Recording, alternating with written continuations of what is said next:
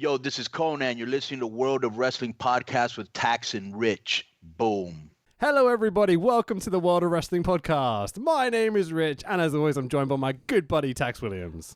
Oh, so tired. You've had an interesting week or two? Yeah, so obviously we didn't have a podcast last week.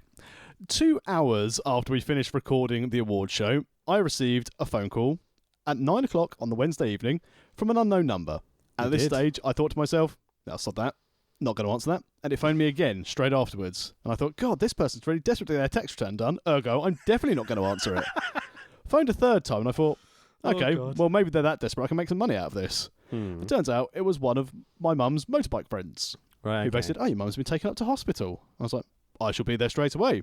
So I drove back from my palatial mansion and my fancy yacht boat house all the way. That's an inside joke. No one's going to get apart from me and you. Okay, drove all the way back to Ashford in Kent to the William Harvey Hospital, the place of death for most people who go there.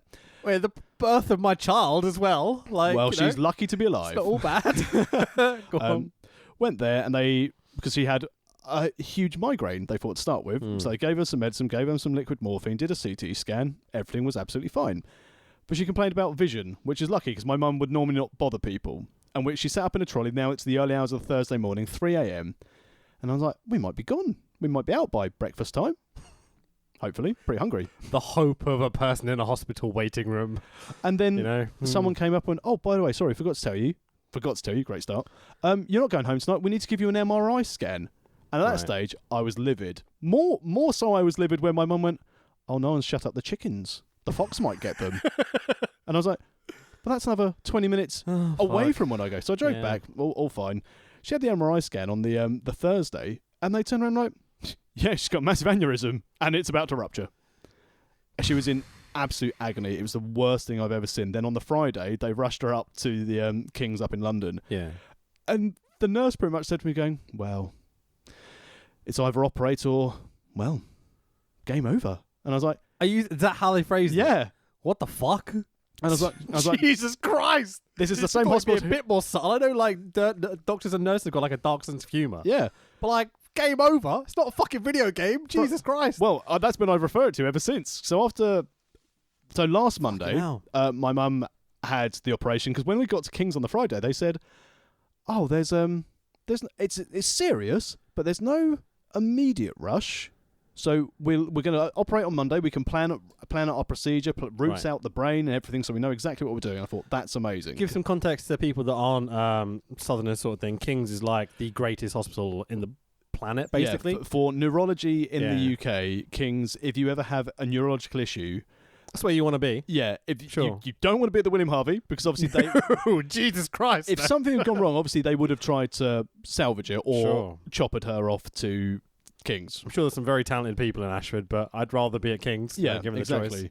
So they waited out the whole weekend, my mum in absolute agony, and they operated on the Monday morning.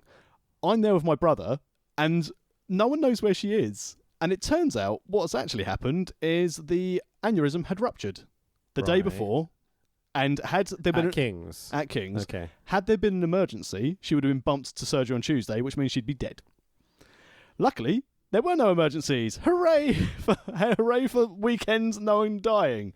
But they didn't tell us, and it turns out my mum had a 7-hour brain surgery on the Monday. Yeah. And to show you how remarkable it is and how good they are, the next day, my mum basically was sat up in her bed complaining that dinner was late and where was her chicken casserole. And on Monday this week, they let her home. 1 week after 7 hours brain surgery. It's mind-blowing. It's crazy how they can do that. The most amazing thing is they did the most limited invasive. So they went through the groin. So they didn't even have to go in, cut her hair off, through the groin. And I've heard a few people talk about this, the heart attacks and things as well, going through the groin. Apparently It's like the way to do it now. And they blocked off the vessel because they did some tests. Because sometimes if you block this vessel where the aneurysm was located in her brain, it makes the person have a stroke. So they had to do like a test block. So if it looked like she was about to have a stroke, they had to go, oh, pull out that balloon. That's okay. We can't go that way.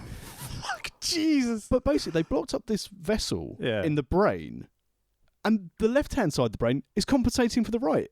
And it just carries on working, even though there's no blood supply through this vessel in the brain. It's insane. Biology is just What? How does that work? How does the left-hand side go, don't worry, mate, I got it? I'll continue. So hopefully, from a neurological standpoint, she's going to be fine. The vision, where the aneurysm got so big, it pushed against the nerves in her eye. So she's still got vision in her right eye, but she can't move or open her eyelid. But that's going to be months to recover. So if you want to help my mum, send her a care package. But in all seriousness, I know sometimes people say on this pod that we make up shit about shilling our shirts, but I wanted to save this to gauge your genuine facial reaction. Okay. I shit you not. In King's Hospital, in the Marks and Spencer's food, because it's the only place there was a person standing there wearing a World of Wrestling podcast t-shirt. Are you serious? And at the time, I was wearing my Tax Williams t-shirt. Yeah. And the person on the pod, with a pod t-shirt on, clearly didn't know me, and went, "Oh, you a fan of Tax Williams?" and I was like, holy shit. I look like the guy on my t-shirt with my Tax Williams t-shirt. I was like, yeah, he's all right, isn't he? I recognise the voice. No? yeah, didn't recognise it at all. Holy shit. I said, oh, cool. Do you listen to his podcast? Like, yeah. Sorry. Just take a step back for a second. Did you... it's like your mum had to go through all this just so you could tell me this story. I mean, it's a really indirect way to try and shield the t-shirt. Like, she didn't have to do all that, you know, like... She heard we were struggling. Holy fucking shit. But I don't know why I didn't say to him, I am Tax Williams, because that sounds really big leaguey. It's kind of and fun also, not to almost. I think I was trying to sneak like an offensive comment, like, I think Tax is shit, but Rich is good. Like ESPN did. Yeah, sure. Yeah. But if you would like to be my new best friend in the M&S food hall in King's College Hospital in London, you can go to amazon.co.uk, search World of Wrestling Podcast, buy yourself a t-shirt, and help me buy food for my mother who can't drive now for several months. Mate, what's the chance that, like... Couldn't believe it. All that, and you stand there in M&S in Kings, and you're like, oh shit, there's one of 20 odd people that actually own our t-shirt in the world. But don't worry, guys, you don't have to always shop in M&S to be able to qualify to buy one of these shirts. It's £15. Yeah. Which is about the same cost as a sandwich in M&S. I want to keep talking about this story, to be honest. Like, fuck the NWA. No, do not fuck the NWA. Hard times for the current evolution of the NWA is this Sunday. However... this Friday. That's great. However... Today, we are covering NWA Starrcade 1987. That's right, over 30 years ago, this event took place. Yeah, Chi-Town Heat, this is referred to as. So, 26th November 1987, live on pay-per-view. And closed-circuit television. The UIC Pavilion in Chicago, Illinois, the same place they seem to do a lot of these NWA, Jim Crockett, WWF. We'll get into that bollocks in a minute. The attendance capacity listed on Cage Match is 8,000. What do you think the actual attendance was? Well, I got the attendance off Wikipedia of 8,000 because it definitely wasn't someone being lazy going, here's the capacity of the UIC Pavilion. Very busy on the hard cam. It started, like, we'll get to it in a minute, but like there was some empty seats and you're like, oh shit. By the time you get 2-3 matches in, it looked pretty packed to me. Like, I mean, what's Sting ever done? No wonder why it was empty. He's not a draw. At this time, I wonder. He wasn't though. He was literally young boy coming through. Almost, young boy starting off his career. It was only, I think it's supposed to be 1 or 2 years after this that he starts feuding with Flair. For the big gold belt. What year were you born? 83. 83. Okay, I was born 86. Yeah. So I was 1. Okay. I would have been 4 November. What's your earliest pro wrestling memory outside of WWF? Would have been WCW action figures in Toys R Us. Okay, what year roughly do you think that would have been? Oh man, that would have been 1991, 1992? Because 92... No, it would have been 1991 because obviously Flair was in tail end of 91 into the 92 Rumble when Flair was in WWE. Sure, yeah. Because I remember seeing the action figure prior to that and then going who I knew Ric Flair was based on the Arn Anderson Ric Flair double pack. And we've talked about you seeing Flair with the belt on WWF TV and such in the past and all that. So my earliest memories are obviously SummerSlam 92. And I think that was 93 that I probably got that VHS. And so that's when my fandom sort of began. So this is a really interesting time period for me, 1987, because it just kind of predates our fandom. Yeah. You know, so it's like we know kind of from 5-6 years after this, almost, I would say, pretty much everything of the major companies that kind of happened. But this is a complete unknown. Yeah, so that's kind of one of the reasons I wanted to look at this show. Yeah. The other one was specifically, I was looking for a rock and roll Midnight Express match because I've been watching endless Jim Cornette shoots. You mean honesties? The thing is that, yes, I know he's a bit of a piece of shit and all this sort of stuff. No one talks better in the whole industry apart from him and Heenan, maybe.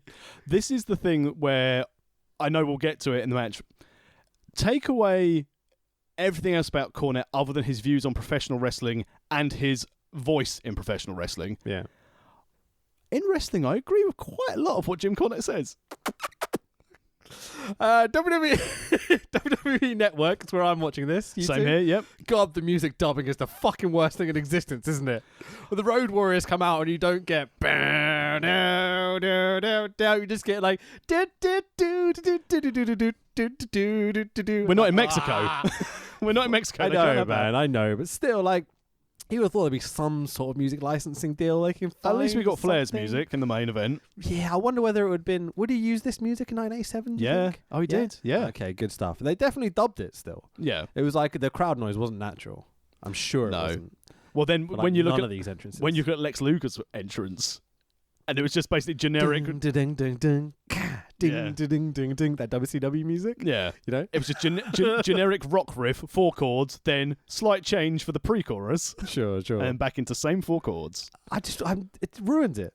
Totally ruins it. Not having the entrance music. Absolutely makes it for me. Oh, really? Because this is, and Okay. can you imagine? And obviously we'll go through these matches as we go through the pod. Can you imagine this put on a pay-per-view in the modern era? How many people would just be livid? Isn't that what NWA are doing right now? Which is why I love it so much. No entrances for most of the people. Oh, it's so good. There's just quickly, modern product in Power or whatever. We kind of joke about it because you really like it, and I don't mind it. I joke about hating it, but I don't really. It's I just think it's like a big step backwards. In like what? Just meh. I don't know what to say. Like, I just don't think it's pushing any boundaries. You know. I don't think it's supposed to. That's the whole idea of a Okay. studio wrestling show. It's wrestling for the sake of wrestling. You've got old boys, new boys, young boys. So this show, the Starrcade that we're watching, 1987, was a solid 2 hours 27 minutes. A good length for a wrestling show. Great Perfect. for pay-per-view. Absolutely perfect. As I'd like 3 for a Yeah. big Starrcade show, like a WrestleMania sort of level. But 2 and 227 was enough. I think for the action, which we witnessed for the 227, it was on the verge of going a bit long. Yeah.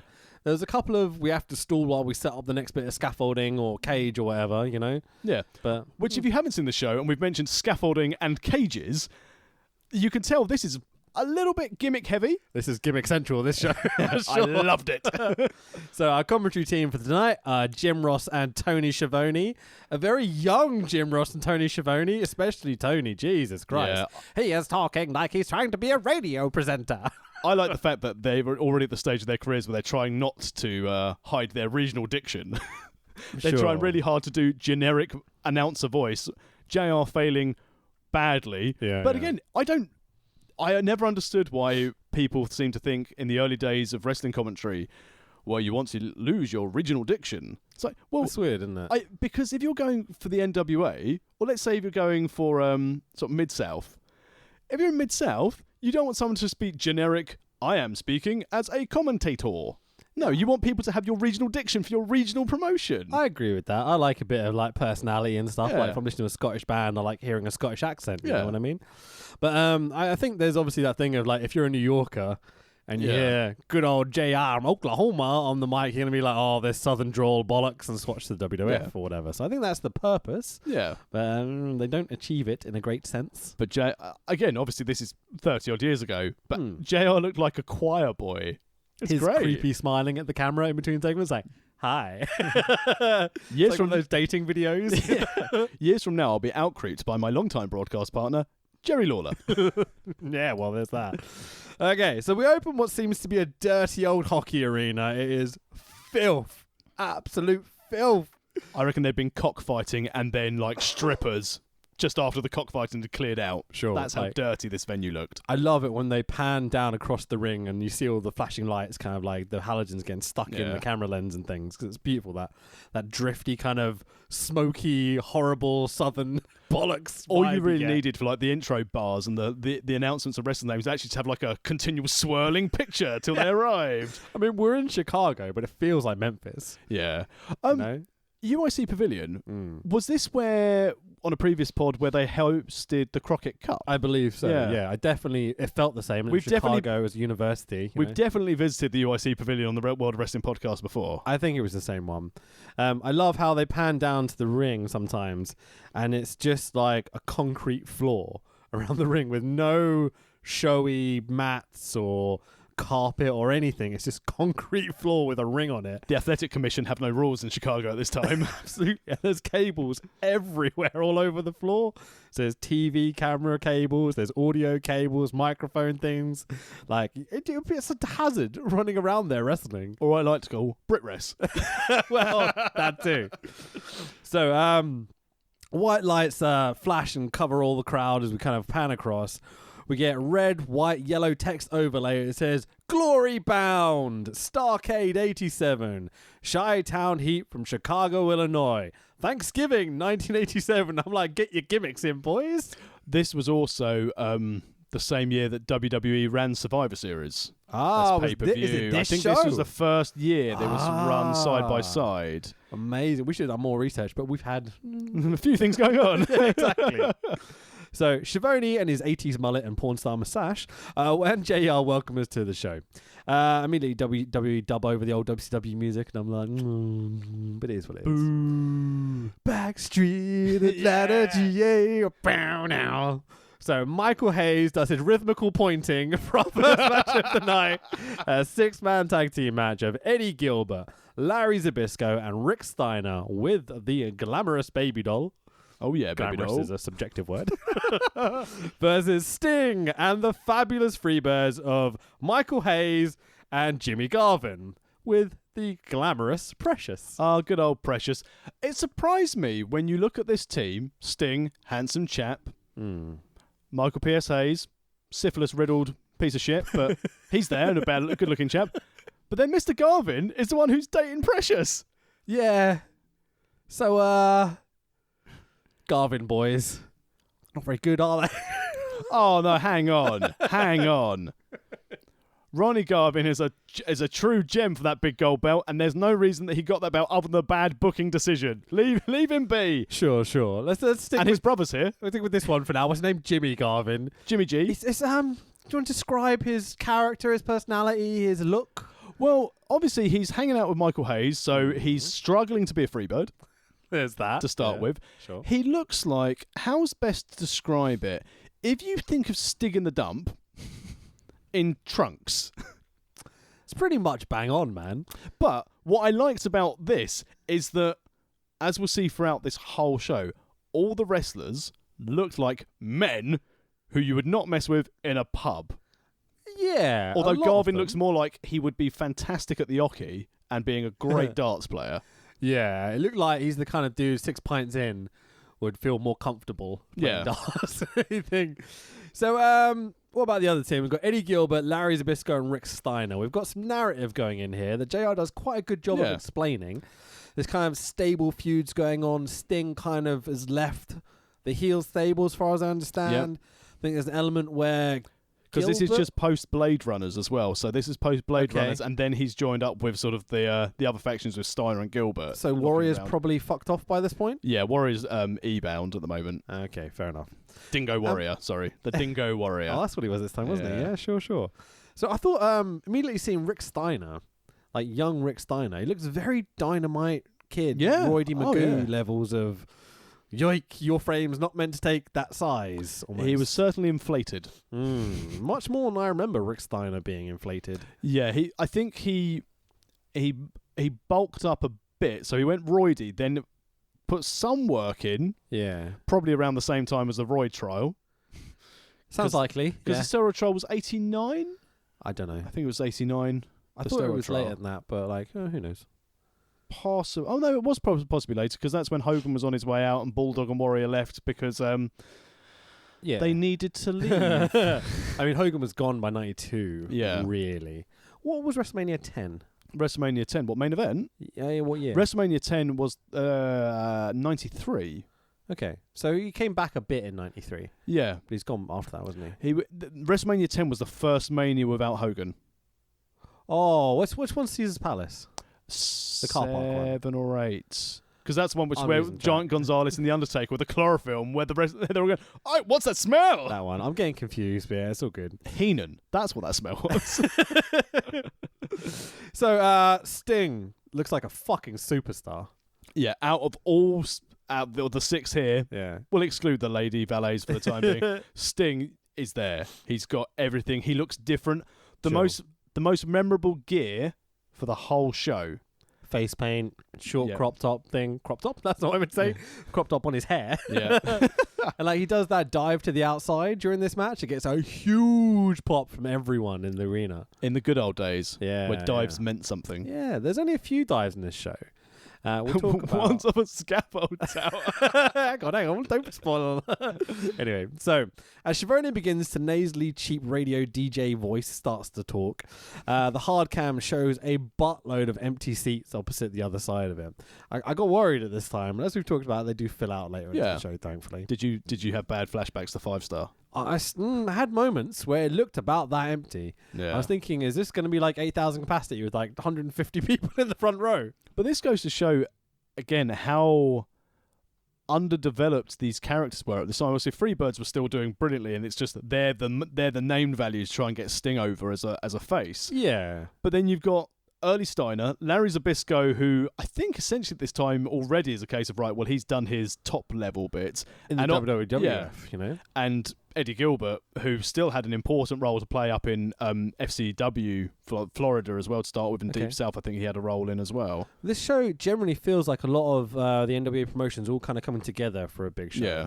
So this is where I guess we can talk about the UWF banner, which is this promoted underneath this one. Do you not know what the UWF was? No, all I know is that a lot of their belts were on the line in cross-promotional joy. I screen capped a thing. I'll read it to you. So, the Universal Wrestling Federation was owned by Bill Watts, attempting to make his Mid-South Wrestling promotion a national level in 1986. The attempt failed, and in 1987, Watts sold the promotion to Jim Crockett Promotions, and it became part of what would later become known as World Championship Wrestling. Oh, I see. I'm like, it's genuinely really interesting that this is their first attempt to go national against Vince. Yeah. That's what the UWF was. It didn't fucking work, but, you know, they got there eventually. A few other people had to take the reins off of him, and they got the Turner stuff and Jim Crockett, and comes WCW afterwards. I think it'd be really interesting at some point. As I said, it's not an optimum time to do it, but around that time where you had all of the territories, it'd be nice to do some kind of timeline diagram of how things went, how things merged, and how it basically filtered down to 2, because just one whole podcast on that to see the buyouts, the merging, the backstabbing. Even the UWF was brought back under a different name by a completely separate promoter sometime later. No. But like, you know, so it's incredibly complex, the territory system and keeping track of everything. We've done shows where we've looked like the last Crockett Cup one we did. Yeah. Where we were like, wait, which promotion were these people again? Like, we know they're one or the other, but anyway. So Sting gets this huge dive over the top. Cameras completely miss it. Not the last time I'll say that this evening. The camera work was sloppy, to say the least. It's nice to see that still on TNT and the Turner Broadcasting Network, they still use the same camera people to miss all the spots like they do in AEW. Yeah, they do miss quite a lot, don't they? Quite a lot. It's not great, yeah. So the fans hate Zbyszko. Yeah. He gets in the ring and, oh my lord, it's like, Larry sucks. They detest this dude. And especially at the time where, as you said, there were so few people in the crowd, it was loud. And I know obviously there's things you can do to turn up your crowd, etc. But this felt real, like genuine. Even everyone was into it. Yeah, like massively against Zbyszko. Proper hatred. Yeah. Ladies with handbags. I wonder whether it's that WWF connection coming into the NWA that Possibly. makes him even more hated during this time. He's a good heel as well. He's a great heel. He's really good. Yeah.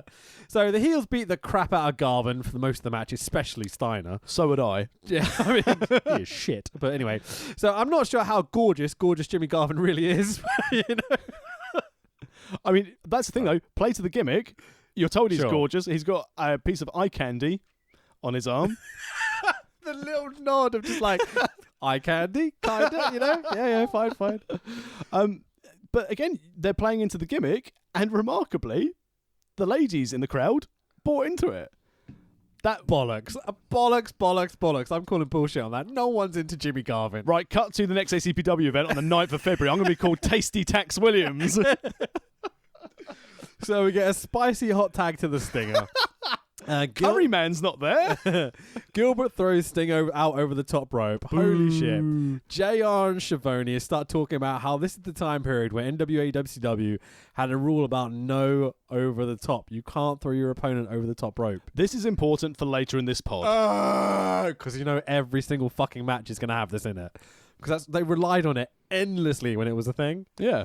Oh, fuck. I picked this show because I thought it would be a lot of fun and we'd have an enjoyable one. Oh, no, we aren't going to have an enjoyable one. The endless bullshit finishes on the show because you knew it was coming the second they start talking about it. But again, think of back when we've covered like early 90s pay-per-views as well and how many clean finishes there actually have been. None. WWF would deliver every time, man. Think about 92. Nearly every match has a clean finish. Yes, but I'm not just talking about WWF, Sure. WWE. Think of all the WCW stuff we've watched. I don't think I've seen a clean finish in the last few NWA shows. No, none at all. Anyway, so time limit remaining announcements go on throughout the match, and you're like, okay. By the time they get to there's 5 minutes remaining, you're like, no one's taking a pinfall. Look at the 6 dudes that are in the ring. None of these taking a fall. So I begin to smell a dusty finish. Faces go wild. Hayes gives Nabisco the flying bulldog and has him pinned for the 1, 2, 3.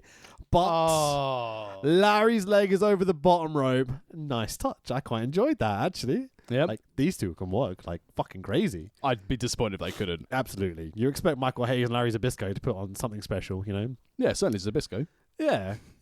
Hayes is good too. I tell you what, Give him some credit. I only did that for witticism. I spent quite a bit of time last year just watching Michael Hayes' individual matches on the network. Sure. Just to try and pick up some, how could you wrestle without bumping too much? Yeah. Because Hayes, have you noticed? He never bumps. Never bumps.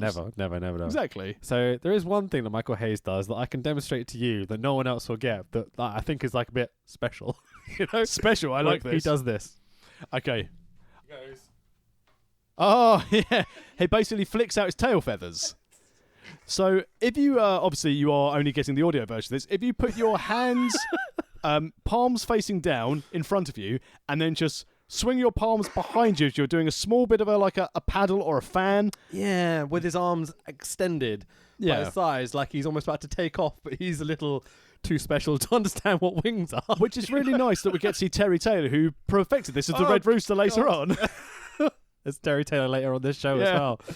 God, anyway, they tease a few more finish. Countdown from 10. 10, 9, 8, 7, 6, 5, 4, 3, 2, 1. Ding, ding, ding. Time limit draw. Who would have thought it? But as you said, got to keep the territory people strong. Of course. People from different territories all coming in. Should have seen it coming with these 6 dudes in the ring. Yeah. You would have thought that, Gilbert might take a pinfall. But did what it needed to do. Of course. Heel heat from Zbyszko. Sting looked like an absolute stud. Steiner has been in the gym buying things in the locker room. It's the problem with NWA at this time. What's Scotty Steiner doing at this time? With Big Rick being I was in wondering, because he's not on this show. No. Might have been injured, maybe coming up through university and stuff, because Rick looks really young, and Scott's younger, isn't he? So maybe he's still finishing his education or whatever. Detention. Well, yeah, probably. Dean Douglas had him in there somewhere. So JR and Tony send us backstage with Missy Hyatt. She does lots of talking to the camera. Yep, she dressed professionally. She says, we're going to be seeing a whole lot more 3 times in one sentence. I'm like, that's genuinely impressive. And this highlights, again, why people go, oh, WWE don't need script writers. Sometimes you do. Yeah, some people do. Some people definitely do. Not Missy Hyatt, though. She went for the great political approach. Say things 3 times and it gets over, and it's in your memory. Yep. So more WWE music dubbing. I'm going to stop complaining about it because it's terrible. UWF heavyweight title match of Steve Williams, Dr. Death Steve Williams, our current champion, versus the big boy Barry Windham, as I'm now calling him, the big boy. Because he is fucking massive. First question I thought to myself, which was nice to see, where the hell's Steve Williams' neck? Yeah, he lost that a few years back, didn't he? He's he is strong in the trapezoids, isn't he? Yeah. What do you think of Steve Williams?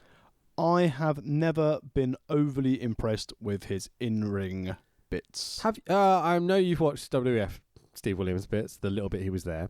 Dr. Death, he would have been. I'm assuming you saw some WCW stuff. Yep. It was around the time we were big fans. But when We he was watched a Scott- martial artist, he did. Oh, come on, that doesn't count.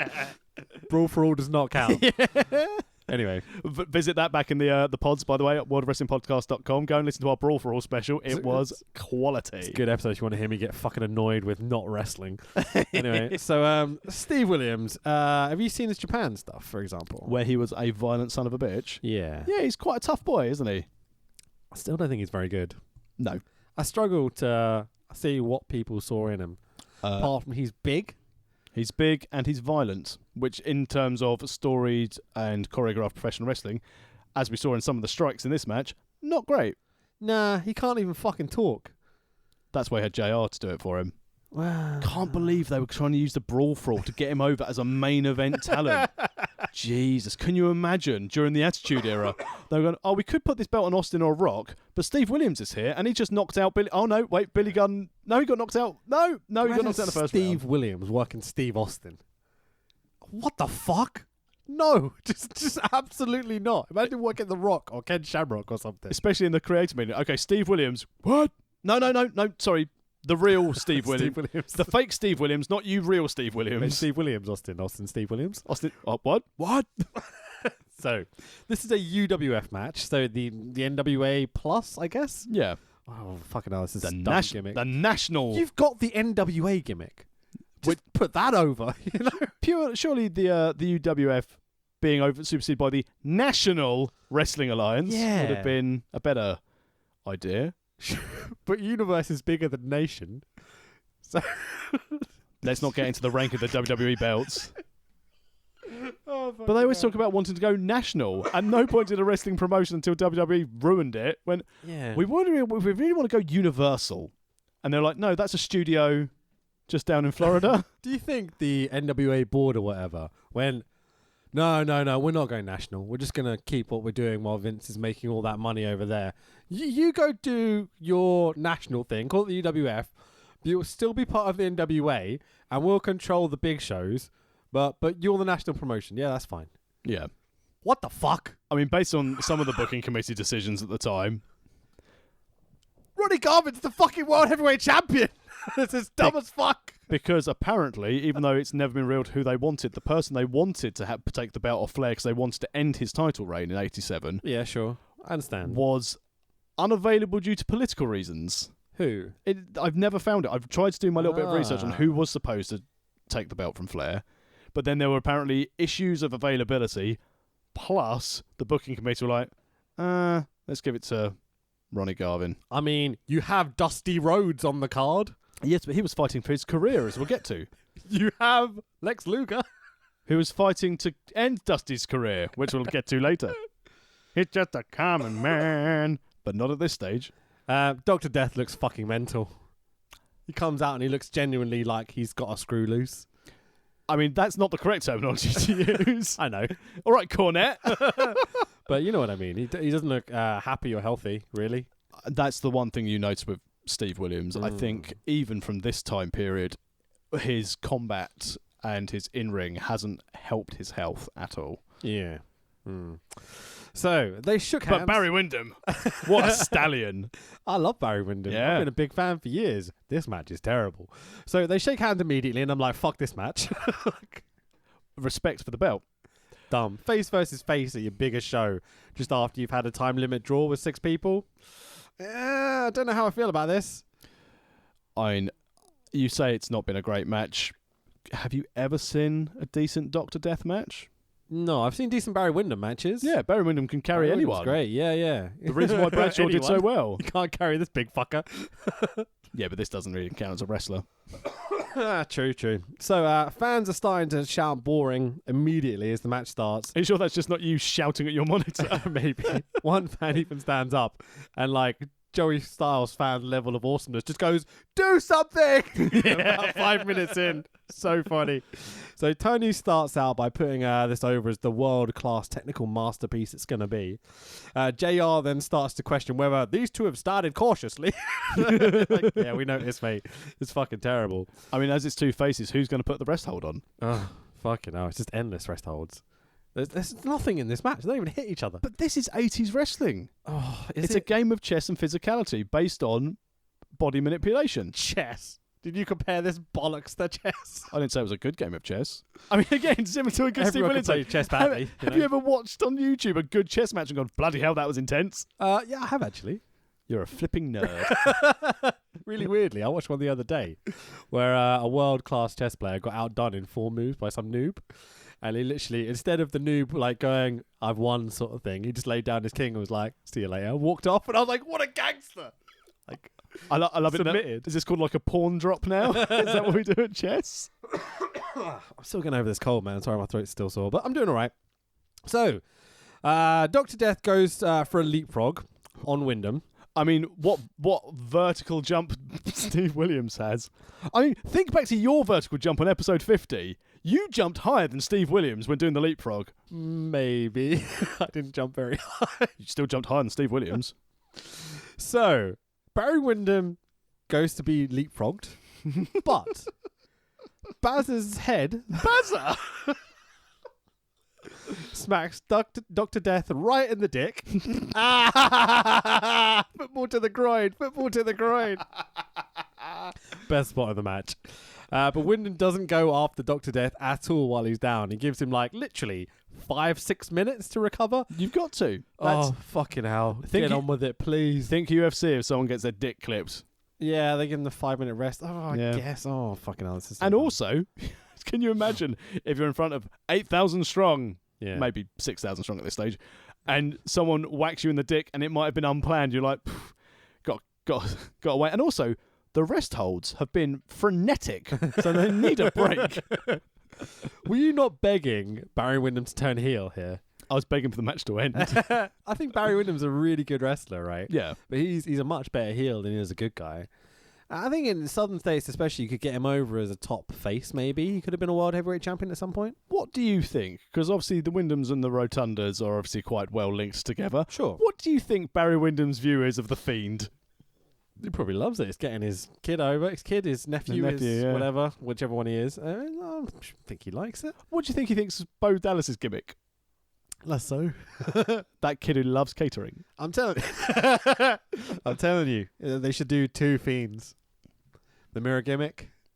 I still think that this Both of Rumble would be the amazing time to have Jumper Bray Wyatt, Jim Bray Wyatt, and then no Fiend. Fucking A. Have him come out doing the Muscle Man dance. Yeah. I mean, what's he doing at the moment? You watching WWE? He's fighting Dragon, Oh, okay. defending against Dragon for the belt. Well, Dragon gets anyone over, so that should be all right. Yep, setting up for... Isn't the Rumble this weekend? Yes! Fucking hell. I've completely missed everything. I love So have the Rumble. WWE. Oh, really? They didn't even do on Raw like the usual go home, everyone beats the shit out of each other. Oh, Although I God. suppose now they're on Fox, they'll save that for Friday night. Oh, yeah, probably. Oh, and it's Worlds Collide this weekend as well. Can't wait for that. NXT versus NXT UK. Oh. Get to see more of my favourite wrestler in a tag team with Mark Andrews. Shout out to Mark Andrews. He's a great wrestler. Oh, hang on. This is why I don't get booked for certain promotions. Apparently I bury people. Stop killing me. So, Wyndham goes for a crossbody. Dr. Death ducks. Still settling his knob. Goes from the cock blow earlier. Wyndham takes an awesome bump to the outside. Holy shit, it looks fucking great. This like 7-foot tall dude flying over the top rope and bumping on the outside. Beautifully done. For 87? Holy shit, High Spot Central. This is fucking killer. I love that. Like two dives. High Spot Central in 87. Dude, these are like, he's Undertaker big. He's massive, is Wyndham. I'm so impressed with his performance in here, considering all the bullshit he's dealing with in this match. You can tell he doesn't want to work Williams. Fucking A. He doesn't give a shit about this, but he's going to get himself over. He's not going to get Williams over. May I point out the Tex Williams name, the Williams part was certainly not an ode to Dr. Death. What's up, Doug? How you doing, mate? So Wyndham then gets back in the ring, and Dr. Death immediately cradles him, unlike Wyndham did earlier, does not give him any time to recover. For the 1, 2, 3, and you're like, oh, that's the end of the fucking match. Jesus Christ. But clean pinfall. Yes, Steve Williams wins. Clean. How is this clean? He rolled him up. Yeah, I guess. And as you said, again, guy got punched in the dick. Needs some time. Other guy jumped over the top rope. No one likes these flippy diving idiots. I like Barry Windham was killing the business in 87. I like the attempt to tell story. Yeah. You know? There was I wish elements. there was more of this nowadays. Yeah, there was some degree of structure, but again, as you said, they were up against it because they had Steve Williams in there, who was never been the greatest worker, face versus face for a belt no one cares about. There you go. Summed it up. So, more WWE music dubbing, blah, blah, blah. The fans are also chanting boring and stuff, but yes, it's the Midnights. Here we fucking go. This is why we're here, ladies and gentlemen. This is why we're here. Skywalker Scaffold Tag Team match. The Night of the Skywalkers Part 2, I'm assuming. Yep. Because Cornette took the bump on the first one, didn't he? Yep. So I think this is the second Skywalker Scaffold match. And if you've never seen one of these, hop on YouTube, put in Scaffold Skywalker NWA, you'll find it. Holy fucking shit. I mean, why have they not done this match recently? Death. That's why. No, he was in the last match. Describe what you see when you look at the ring for one of these matches. If you are looking from the hard cam, on the left-hand side of the ring and the right-hand side of the ring, there are two scaffold towers. These two scaffold towers are linked across the top of the ring. I would say, how high up would you say this was? At least 20, 30 foot. Like, Yeah. we're a long way up here. If the ring is... How much the floor to the canvas? About 3-4 foot. Okay, so if that's 3-4, easily we're up to 25, I'd say. Yeah, I'd say about 20-25. 500 feet in the arena. Oh, of course, sorry, this is wrestling. 9 million! Yeah, sure. But then there's a literal bridge between these two scaffold towers. It's like, you know, when you have... I don't know how to describe it. I think it takes a cart from the road up into a trailer. You have those two rails that come down. Yeah. You know what I mean? It's like that, but with a bit of like tin foil on top Yeah. that holds them together. To keep the heat in. Holy shit. It was really high up. And for 87 to have such a New Jack style match. Yeah. New Jack, I mean, we've seen scaffold things in ECW, which was certainly of a completely different class to this. Yeah, that was... Well, I guess there was only one proper scaffold match in ECW. Which is then the he dropped Tommy him down Dreamer through the tables. Yeah, the Tommy Dreamer... not the wall, but what would he be called? Oh, 911. Yeah, there you go. But then you remember, like, you know, the New Jack and Vic, Yeah. Jack Victory, Vic Grimes, one of those. Vic Grimes. Vic Grimes coming off the balcony when Juliet's like, nope, we're going, and just pulls him off and fucking cracks dead on the concrete. But that's just off the arena sort of thing. That's more like, you know, you needed a murder clown for that situation. Got him in. Yes. Oh, we you forgot. did do it! We completely... Should we do it at the end? Let's do it at the end. Okay, so we'll give the poll for a Hall of Fame away at the end. Okay, so listen to the pod. You'll just skip to the end, whatever. Just skip to the end. Just skip to the end. Okay, so I got distracted because I started thinking about Murder Clown suddenly. It's difficult when you think about Murder Clown. He's so awesome. I started looking about the Murder Clown history Oh, really? and so how their faction formed in. We'll talk about it at the end. We'll do a Murder Clown dedication at the end. I can't wait till we do our Murder Clown episode. Just one episode. Something to wrestle with style. I'll get Conan Right. on. So basically, there's this huge scaffold that goes up and over the ring. And the idea is the two teams have to start on top of the scaffolding. And the first team to chuck their opponents off of the scaffolding wins. So both team members have to fall off the scaffold. I wonder. I didn't hear any of it on commentary because Joe, I used to be a real victim of this when it came to gimmick matches. Okay. Talking about how you would train for a match like this. I didn't notice a great deal of that. No. You put them over hard, but not. That's because you've got like two that. great tag teams. Sure. But in my mind, I'd sit there and think to myself, what the hell am I going to do with this match? That's all right. We'll try get not to die. We'll get Cornette and Big Bubba to come out. Yeah. I mean, have you seen the first one? No. It's the LOD and the Midnights. Okay. Okay, and basically, this you don't know the Jim Cornette spot. I've seen the bump. You have seen the match, bump. yeah. Okay, good stuff. Right, so that's that match. Yeah. So I might have them in the wrong order, but I'm pretty sure the very first one is the Midnights against the LOD. They go up. The Midnights do the whole swing off the bottom. They take the bump. Jim Cornette somehow gets chased up onto the scaffolding. Does the same thing. Bubba's meant to catch him, and it's like, you know, it's that classic quote of Dusty saying, "Oh, we're gonna catch you like the cheerleaders at the football game," you know. But like Jim thinks there's a better way to do it. They're gonna catch and fall to the side, like drop and roll. I'm like, that's fire, motherfucker! Not falling from a scaffold. Doesn't work. But Jim broke both his knees, I think it was, and like was in severe pain. It was awful. Horrific bump. So again, I think the idea is basically to not kill yourself, but make it look awesome. And like, you know when TNA had the Ultimate X thing Oh God. with the scaffolding? Yeah. I was terrified watching that because 1 foot wrong, 1 slip, 1 bit of sweat on your shoe or something, and you're fucked. I'll always remember that Ultimate X match where one time AJ got drop kicked and he looked like he just folded up and just dropped and managed to unravel at the end. Yeah, Ugh. very close to breaking your neck in half. You know what I mean? There's elements of that with this match. Yeah. But it's we should probably say who's in it. It's the Midnight Express of Bobby Eaton and Stan Lane with Big Bubba Rogers, the Big Boss Man, and James E. Cornette, or Jim Cornette. I think at this With time. hair and a tennis racket. Indeed, and a sparkly suit to Beautiful boot. jacket. Very nice. Versus the Rock and Roll Express, one of our favourite tag teams of all time, Ricky Morton and Robert Gibson. Ricky Morton, who did battle for the NWA £10 of gold on last night's episode of NWA Power. I bet it was fucking great. I haven't watched it yet. Okay. But I'm pretty certain Ricky Morton did not go over. Well, mate, imagine if you did. I'd start watching if he went over. Absolutely. So, before we get too far into this, use of the word Skywalker. Think George Lucas had something to say about this? Well, it's artistic license. They are Mate, come walking on. in the sky. He is a skywalker. If you're in an aeroplane, it's a wing walker. You wouldn't be sitting there going, "Oh, that's Mr. Hawkwing." Star Wars had to be out by this point, right? No idea. I'm not a Star Wars fan. I don't know. 80s? It must have been 80s. I mean, the films look crap, so yeah, 80s. It's not Cruel Intentions, is it? I know it's an audio podcast, but I almost can bring myself to talk then. I don't love Star Wars, but I like it. You know, it's What are you trying to say about Cruel Intentions? Mate, what's the girl in that? Sarah Michelle Gellar? Yeah. Buffy the Vampire Slayer? Wait, is it Sarah Michelle Gellar? What's the other one? The blonde one? Sarah Michelle Gellar is the blonde one. What's the dark-haired one then? Not Sarah Michelle Gellar. You would, both of them anyways. quick side note, because Yeah. obviously I know everyone loves it when we digress and not talk about wrestling. It's fine. This podcast is just, it's out there today. Buffy the Vampire Slayer Yeah. spawned the favourite thing ever when I was having my first ever full-time job / part-time job at Pizza Hut. I worked opposite a What? Blockbuster video. Okay. And in the Blockbuster video, that we would sometimes entertain ourselves by looking at the adult video section. Nice. We used to do this at university, so go on. Well, then it's the Misty Mundane classic, Muffy the Vampire Slayer.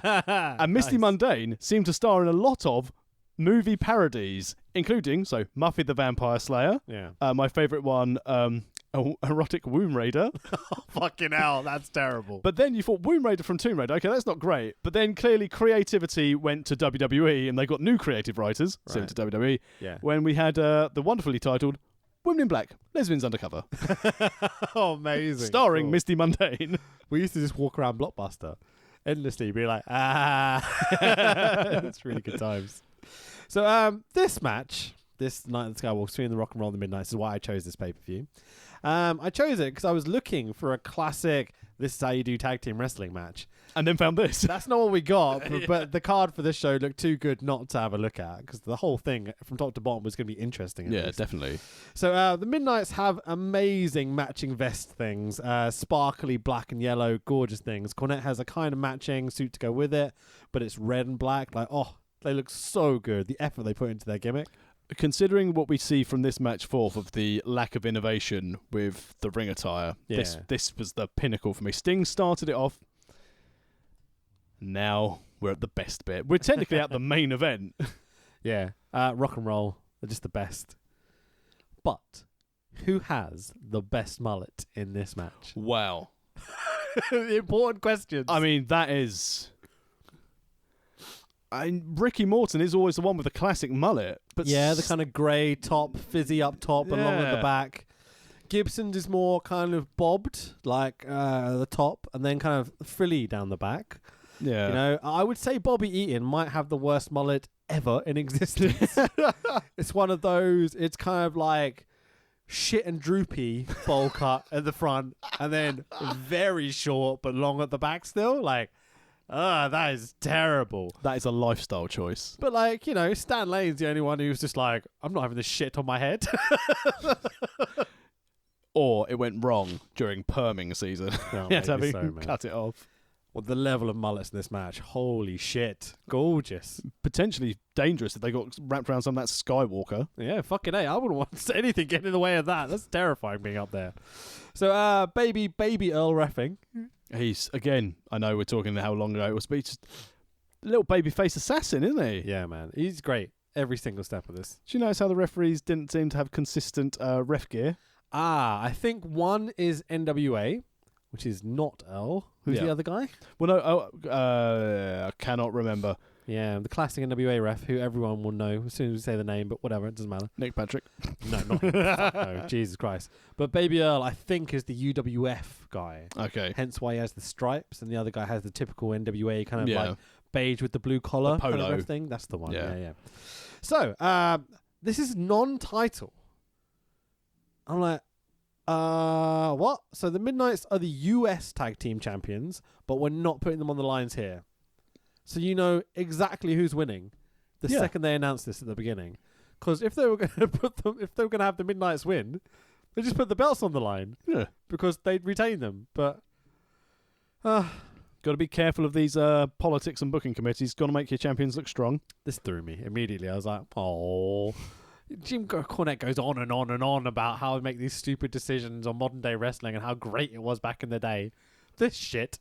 Yeah, but you say the decisions back in the day, the fans were really into this. Oh, yeah, I enjoyed the match and the gimmicks and everything else, but just that little announcement at the beginning, like, you did not need to do that. And also, I can't imagine in the late 80s there were that many smart wrestling fans who understood the logic of booking.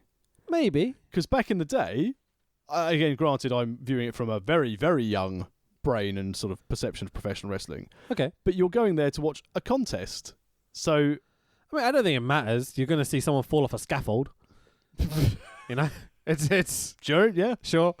So as the camera focused on the Midnights climbing, there's someone's taking a bump in the ring. We don't get to see it, unfortunately. We just cut to Cornette on his back. Bubba is beating down Ricky Morton in the ring. So Bubba Bossman slammed to Ricky in the ring. He looks so, again, I can't believe how young he is into his career as well. Yeah. Dressed up as Mr. Hughes. Yeah, doing his kind of like 90s hip-hop gimmick thing with the specs and the little hat and everything. Sorry. So Robert is stuck up top on the scaffold with both the Midnights. And you're like, oh, storytelling straight off the bat. I really enjoy it. So Bubba climbs up. Ricky smacks Bossman with Cornette's racket. All four men finally get up top to the scaffold. Robert has already bladed like 2 minutes in. And you're like, the NWA's alive and well. How else are we going to get heat? Exactly. Got to be, but wrong colour hair. We're not in the Dusty/Flair hair. Yeah. With blading. There's lots of people with white, blonde mullets. There's lots of people with black trunks, black boots, black knee pads. Yeah. There's 4, 5 matches where every single person has either white, red, or black. Trunks, gear, hair, whatever. It's all white, red, or black. Everything. Wish they had red hair. Well, they do after they blade. Well, yeah, sure. So Bobby throws his Coke supplier over the rock and roll to their gratitude. The powder, in case you didn't get what I'm going on about. I genuinely don't like heights. This kind of like torture for me watching this match. Because I start to experience what they're going through. And I'm like, every time. I hate it. Absolutely hate it. It's fun. It's like adrenaline kicks in, you know? I'd assume so. If the adrenaline didn't kick in that high up on a scaffold tower with no supports. Yeah, just watching it. I'm like, RGT for Law would be hanging around there going, when there's blame, there's a claim here. Oh, I got you there. I wasn't going for like a Clarence Mason wrestling lawyer joke. I got very lost in the initials. I was like, what now? So Stan Lane takes the scaffold bump, but the cameras completely fucking miss it. My lord, you missed one of your competitors falling off the scaffold. Or was that WWE style where something bad happened so they had to pan away and miss it? No, definitely not. Because he bumps pretty okay. You catch like the end of the bump, but they don't really show him falling. So they do the typical thing where they're not going to like, take a fucking Irish whip off the side of the scaffold or whatever. It's not computer game style Irish whip to throw him off the cell. Terrifying. Him and Ricky Morton kind of like fight their way down on the scaffold tower. So Stanley's hanging off the bottom of the scaffold. The lowest possible point he could be. And Ricky's kind of like fake kicking him, be like, whenever you're ready, mate, just take the bump. Don't worry, it's going to be fine. You can hear him talking him down almost. We're not winning your belts. Yeah, sure. But it's still terrifying. Yeah. You're falling 20 foot at least, Well, when you're hanging down, you're only dropping like 14 foot. Only. I still wouldn't want to jump 5 foot, to be totally honest. But Neither did Steve Williams. Yes. It's fun to prey on a friend who's under the weather. Oh, it's fine. I'll get over this cold eventually. Is it the new Chinese SARS? Maybe. I don't know. I hear it's trendy. So Bobby Eaton takes the bump too after Gibson hangs off the scaffold and kicks beautiful Bobby. He does this kind of like scissory thing as he's hanging off the scaffold. And I'm like, Robert, what are you doing? You're going to kill yourself. It's like Gladiators hang tough, but without the crash mats beneath it, wasn't it? How terrifying. Where he hooked his legs around him. He's not holding on to anything. He's just got his arms laying on the scaffold doing the scissor thing. Yeah. Like, oh, that's a brave man. So anyway, Big Bubba starts to climb up the scaffold. And I'm like, what is happening? Because Cornette took the bump last time. So he's certainly not going to take it again. And I'm like, Cornette's definitely not going up there. Like, never. If you ever hear Cornette talk about that bump, like, it sounds like the most scarring moment of his existence. It would be. Good grief. Of course. I started to wonder whether Boss Man was going to take the bump. Because he's a big, tough boy, and he's got a fair few injuries later in life. Yeah. You know? So, but Ricky Morton faces off with Big Bubba on top of the scaffold. The size difference is imparable. Boss Man's huge. Really? So big. And that's why you could tell he was like the beast heel to go after Hogan when he came into WWF. Sure. Yeah, it makes perfect sense when you see him like this. Until he takes a Keem. Oh, there is that. Yeah. So Morton plays the look over there. It's Andre. Much love. Our boy Tracy. He's not doing too great at the moment. So, no. He's got a GoFundMe. Go and give some money to Tracy's mothers. Fucking A, man. What a legend. Absolute legend. We're referencing a clip that I shared with you. There was from the WrestleMania weekend where he's wrestling Su Yung. Yep. And to distract her, he points over to the crowd like a year ago. He goes, oh shit, look, it's Andre. And then attacks her from behind. He's the best. I still think with AEW, they should have just given him a mic every week and been like, off you go. Yeah, but they gave the job to Virgil instead. No, I know. It's such a shame. Tracy's just the best. Anyway, so Morton plays the look over there, it's Andre game, then slaps Big Bubba in the nuts and runs away down the scaffold. Laugh my fucking ass off. That was brilliant. The winners are the Rock and Roll Express. A lot of fun. Happy neither Cornette or Bubba took a bump off the cage, to be honest, because I don't want to see them kill themselves.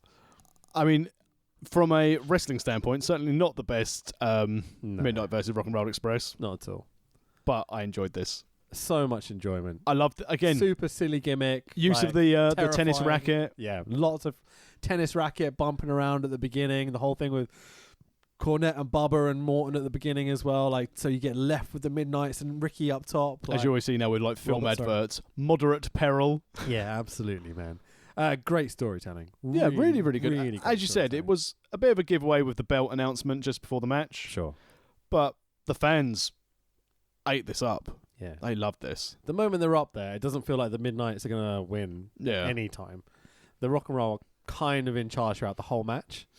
But I don't think they're worrying about heat and shine and stuff at this point. They're just like, don't die. Yeah, let's get someone off this scaffold and make sure they're okay by the end of it. Like, let's go and get our payday before the promoter leaves. Have you heard Cornette or anyone talk about these Skywalker matches?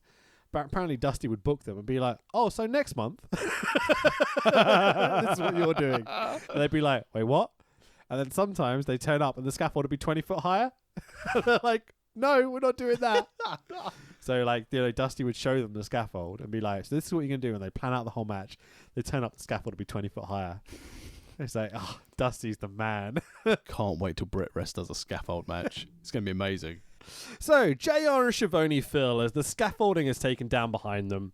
We cut backstage to Bob Cotel? Couldn't understand. Bob Cotel. One of those. Backstage with the Freebirds, Garvin is doing all the talking when Hayes is standing right there. Well, like, why? Why is he talking? Because he's got to make sure that Precious is proud of him because he's the pretty boy. Sure. He's the face of the team. The Freebirds, or Jimmy in this case, is it Jimmy? I always forget which one's which. Jimmy. It's Jimmy Garvin, isn't it? Want the tag straps down the line. Genuinely, it is amazing how much Jimmy Garvin can talk and say absolutely nothing for 5 minutes, but still sound like a great professional wrestler. This is quite impressive. Yeah, really good promo. He didn't say anything. It was clearly a case of, we're live, Jimmy. Give him a mic. Don't let Michael speak. He's off his tits. We've got to get this scaffold down. Someone, Phil, grab Jimmy Garvin, make him talk for 5 minutes, and you can see him going, "Are we done? Oh fuck! You got to keep talking. You know? And you said earlier again about Missy Hyatt's triplicate of phrases. And I was there with Precious, and I was there with Precious, and I was there with Precious. Yeah. Oh, hang on, were you there with Precious? Yeah. The most amazing part about it is that Hayes goes like, "Yeah," and then Garvin just takes over again, and keeps talking. He doesn't take a breath for 5 minutes.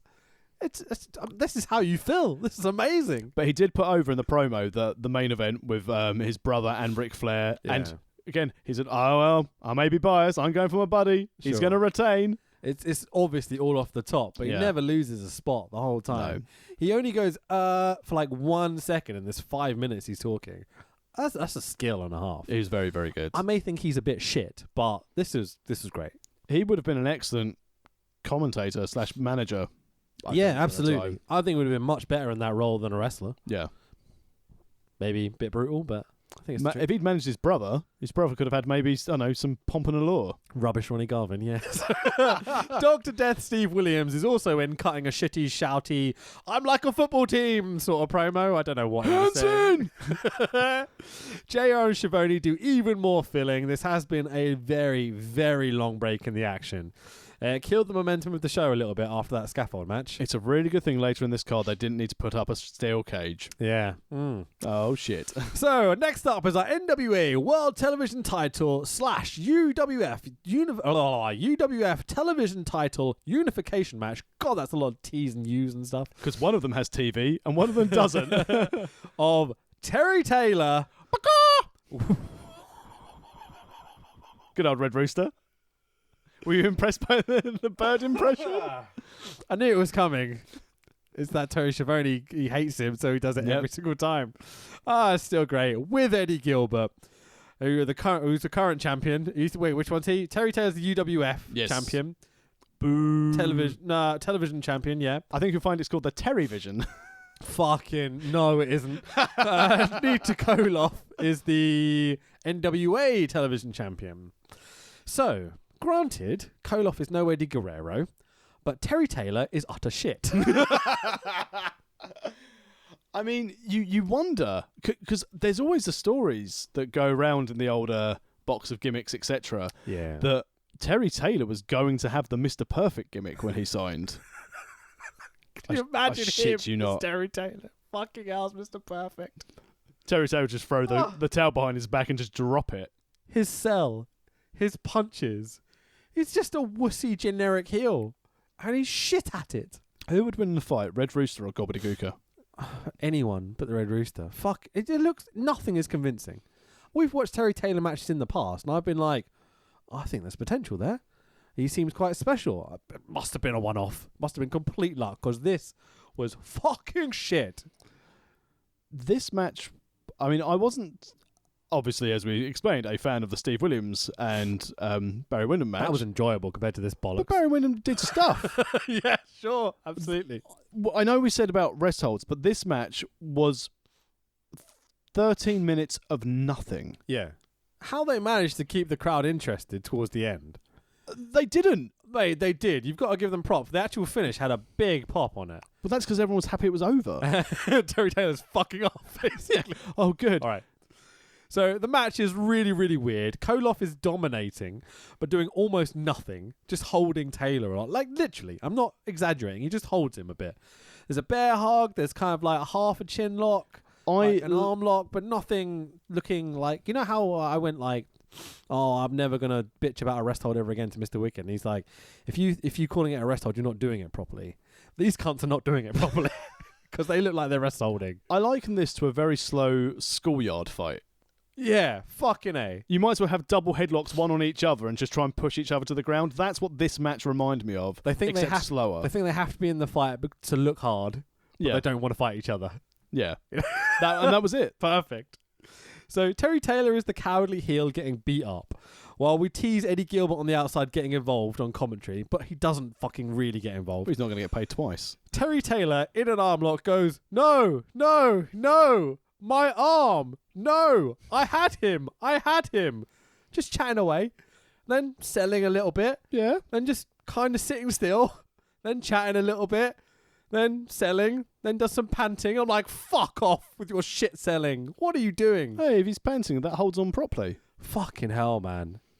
He's like, he remembers, oh, I've got to sell. What do I do? Oh, yeah, I've got to sell. Oh, yeah. Oh, there's a camera. Hello. No. Referee. I had him. Like, what is he doing? Terry Taylor evidently forgotten that Keith Koloff can converse with him in English. 'Cause he's probably sitting there going, how the fuck do I get the idea that I just want to do a go behind? I never thought Terry Taylor was this bad.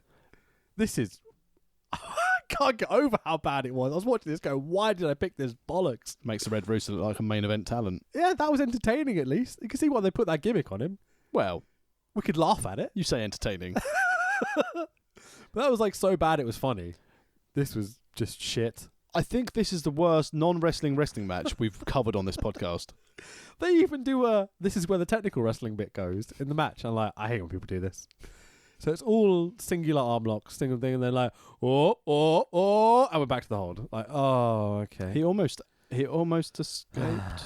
But it's like, the basic, hammerlock to transition into armbar, into push against the ropes, back into the headlock, whatever. Like the traditional shit you don't over know. I'm sure there's a name for the sequence. I'm not a trained wrestler. I don't fucking know. But they do that as like the high spot in the middle. They're like, I want to kill myself. I can't handle this match anymore. It's So we got the crowd going. Yeah. So Shivani tells us Eddie Gilbert hit Koloff in the knee with a chair. I'm not sure how, though, as the cameras didn't show it. Figure 4 by Taylor, with Gilbert helping apply more pressure from the outside. Boo! Baby Earl catches the heels and forces Taylor to break the hold. Taylor accidentally knocks Gilbert off the apron, running Soviet hammer clothesline thing out of nowhere by Koloff. Is that what it's called? Yep. The hammer sickle clothesline something? He called it hammersickle. Is that it? Yeah. The JR shouts, yes! As it goes, 1, 2, 3. One clothesline, the high spot. Winner is Nikita Koloff, unifying the two straps. Koloff only did 2 or 3 things in the entire match. Genuinely impressive how little he did. I know we've mentioned this in previous pods, but I think this is called working smart. Yeah. There's working smart, and then there's we don't understand how to be entertaining. It's double champion, though. Yeah. It gets a big pop. Yeah, because as you said, everyone's happy the match is over. It does feel like that. It feels like Chicago are going, ha ha, you lost, Terry Taylor. Fuck off. Yeah, That's about it. There's literally nothing else to say about this. It was dull. Yeah. Very, really bad. very dull. Terry Taylor, red trunks. So that made a change. Indeed. NWA World Tag Team title match up next to the Four Horsemen of Arn Anderson and Tully Blanchard with JJ Dillon, the best combination ever in the Four Horsemen, who are the current champions, versus the motherfucking Road Warriors of Road Warrior Animal and Road Warrior Hawk with Paul Ellering. In leather pants. Sign me up, daddy! This is my sort of fucking match. I messaged you this morning with just a little like SpongeBob thumbs up gimmick for this one match. From the shittest match I maybe have ever seen to one of the best matches I've ever seen. I wonder if before this match, so like the Road Warriors and the Four Horsemen went, guys, can you just dine it down a bit? We're really worried we won't be able to follow this. Don't do anything. Do the whole match. Make it good for us. Maybe this is after intermission as well. Maybe so. Come back man. hot. This match. Can you imagine if there was intermission? They sent him into intermission with Terry flipping Taylor. Go buy the gimmicks, boys. At least the popcorn stands are going to do well, Anyway. Yeah, but what are they going to buy in the intermission where they went to buy popcorn during the match? So Tully has a Flair-esque robe. A lot of people have Flair-esque robes, but Tully's in the Horseman, so this is okay. Yeah. Right, Road Warrior in their full spikes by this point. Black spikes, not the red in WWE. So cool. Oh, they look awesome. They hadn't perfected their face paint. No, definitely not. But they're getting there. These animals still got the spider web up top and the eye makeup. Hawk is pretty much there. Yeah.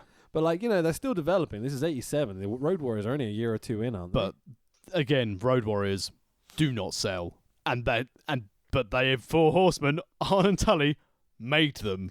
So, we've watched old school NWA stuff in the past, right? The Road Warriors beat the fuck out of people.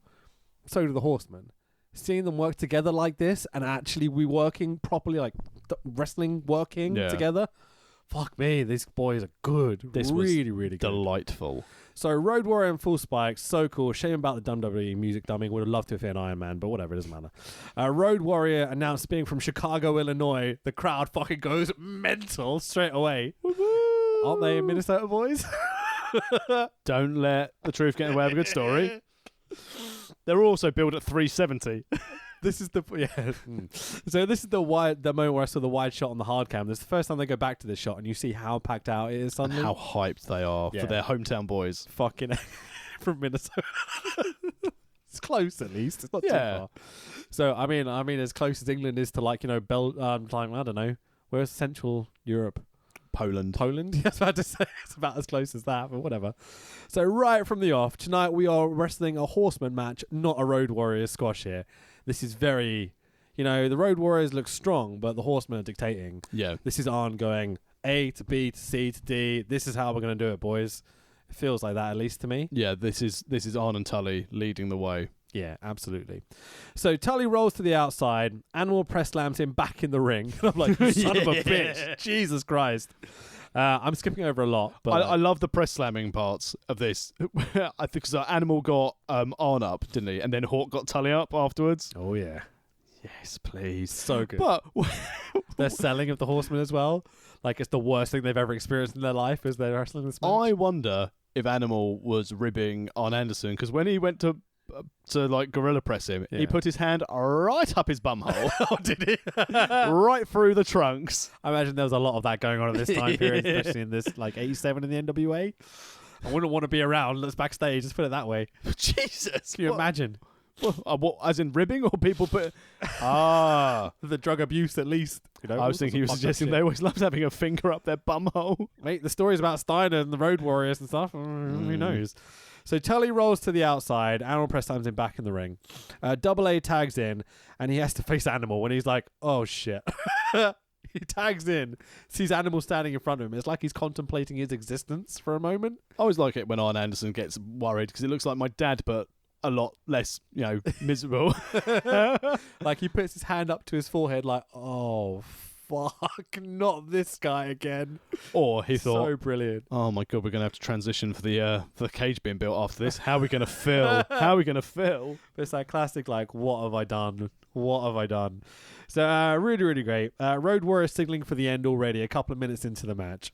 Horsemen putting over the power of the Road Warriors strong. Very strong. Selling like beasts for them. Horsemen do every double team, every escape, every trick in the book, but the Road Warriors is too big, too strong until is it Hawk has Tully up in the breast slam. Arn Anderson comes in, shoulder blocks Hawk knee from behind. Chalk block, yes please. Great storytelling. Here comes your Horseman heat, Yes. And the Horsemen finally get the advantage. About 4 or 5 minutes into the match, so the shine for the Road Warriors is 5 minutes. You're like, God, that's great storytelling. So the Horsemen work over Hawk's knee, as you might expect, but constantly give him hope spots, building the crowd into a frenzy. By the time Hawk inadvertently low blows Arn Anderson, so the Horsemen have got stuff to bitch about in promos later down the line. Hot tag to Animal. Fire. Explosion. Fire. Unbelievable heat. Horsemen try to cheat, even bumping the ref to the outside. We get shenanigans, which we'll talk about in a second. Beautiful doomsday spot where they actually lie down. They're so safe. Not the one with the jobbers where Animal would just stand up and Hawk does the clothesline. And they're like, yeah, dickhead. He literally falls back with Arn doing electric chair style. Yeah, really. Yeah. Is it Arn or is it Tully up there? I can't remember. Arn. I think it was Arn, but whatever. It's so safe. And new NWA World Heavyweight Champions, the Road Warriors, Road Warrior Animal and Road Warrior Hawk. It's brilliant. But oh wait, here's the dusty finish. So we've got two refs arguing over the finish. One came in after the other one was bumped, all that sort of shit. And basically, in the shenanigans that led to the doomsday, Animal back body dropped Arn Anderson over the top rope. Oh no, in the NWA, that's a disqualification! I hate this rule so much. They abuse it endlessly.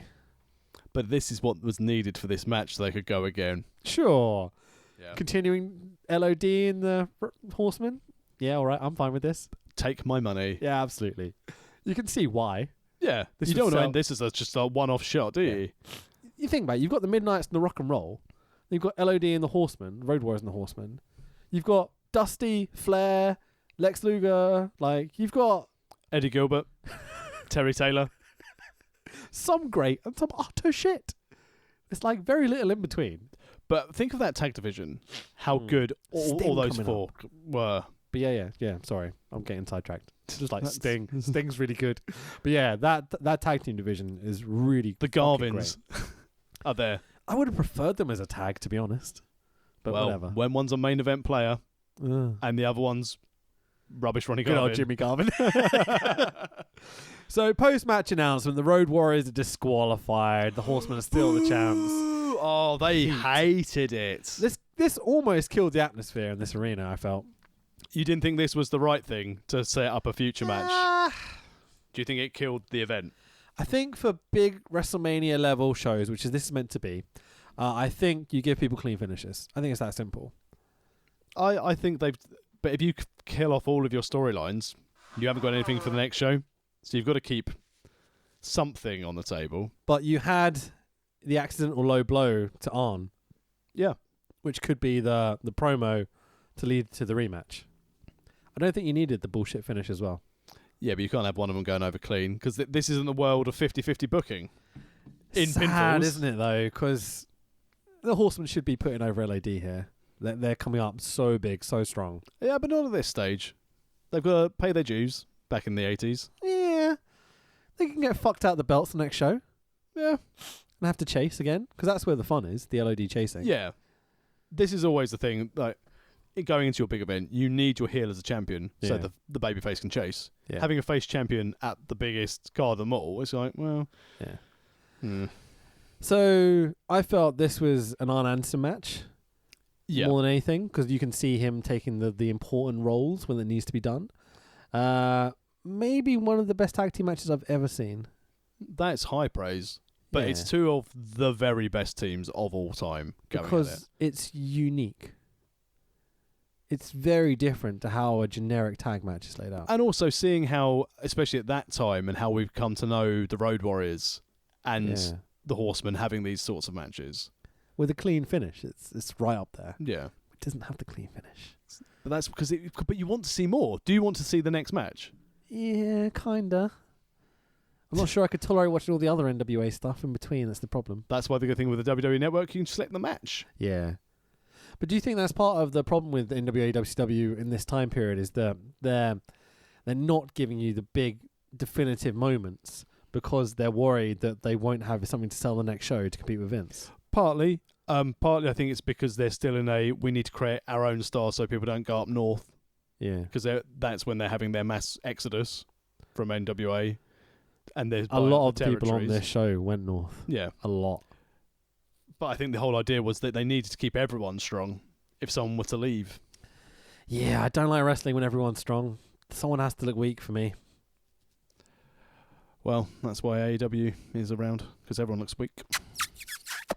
So, Jack Gregory backstage with Magnum TA. Obviously, post-accident Magnum TA. He's got a walking stick here. That's a shame.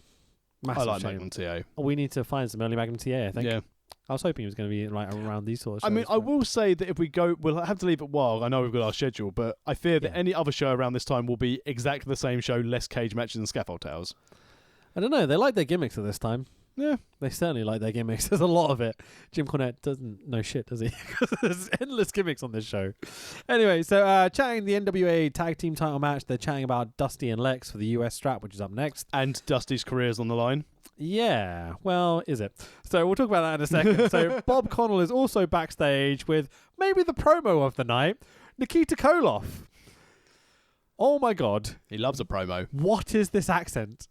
Because he's obviously not Russian, but trying to do a Russian accent. I want to tell you many times, I am combined champion now. He sounds like he's doing a racist Chinese impression. I take Hello, a unified TV champion. It's like that's how he sounds. I take you to see world famous Salisbury Cathedral. So bad. I've never heard Koloff talk before. This is my first time ever hearing him talk. That's a lie. We saw him talk at the Crockett Cup. Did we? Without accent. He was just a thin, bald man. The modern Crockett Cup. Yeah. Oh yeah, sure. But like, I've never heard him talk in character, as it were. I mean, it makes you really appreciate how good Lana is. Yeah, sure. Doesn't she have a Russian background though? Who, Nikita Koloff? No, Lana. Oh, she grew up in Russia with Russian military family. There you go. Okay, fair enough. Doesn't seem like Koloff did. What are you trying to say, you heathen? Fucking hell. It's just the worst.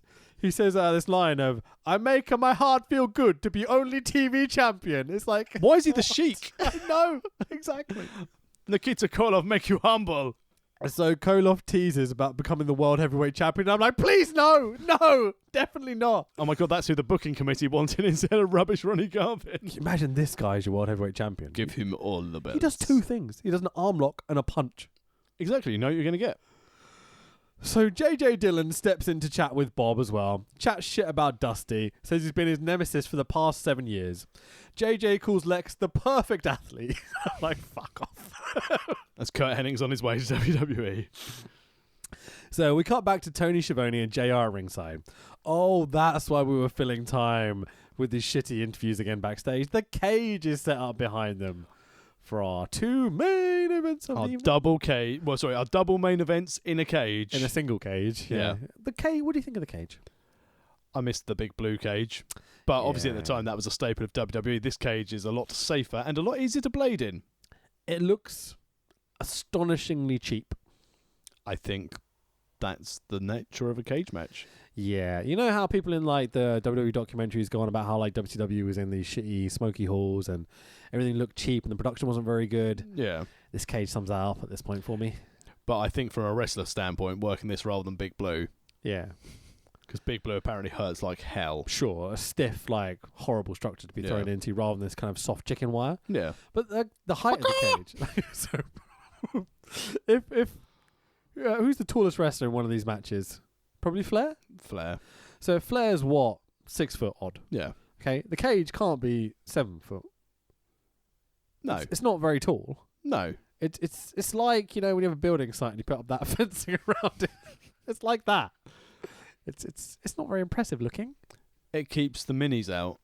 Yeah. in case some mini luchas want to start getting involved. So there's a difference between WWF and NWA cage matches, isn't there? WWF, you can walk through the door. NWA, you can't go through the door. No.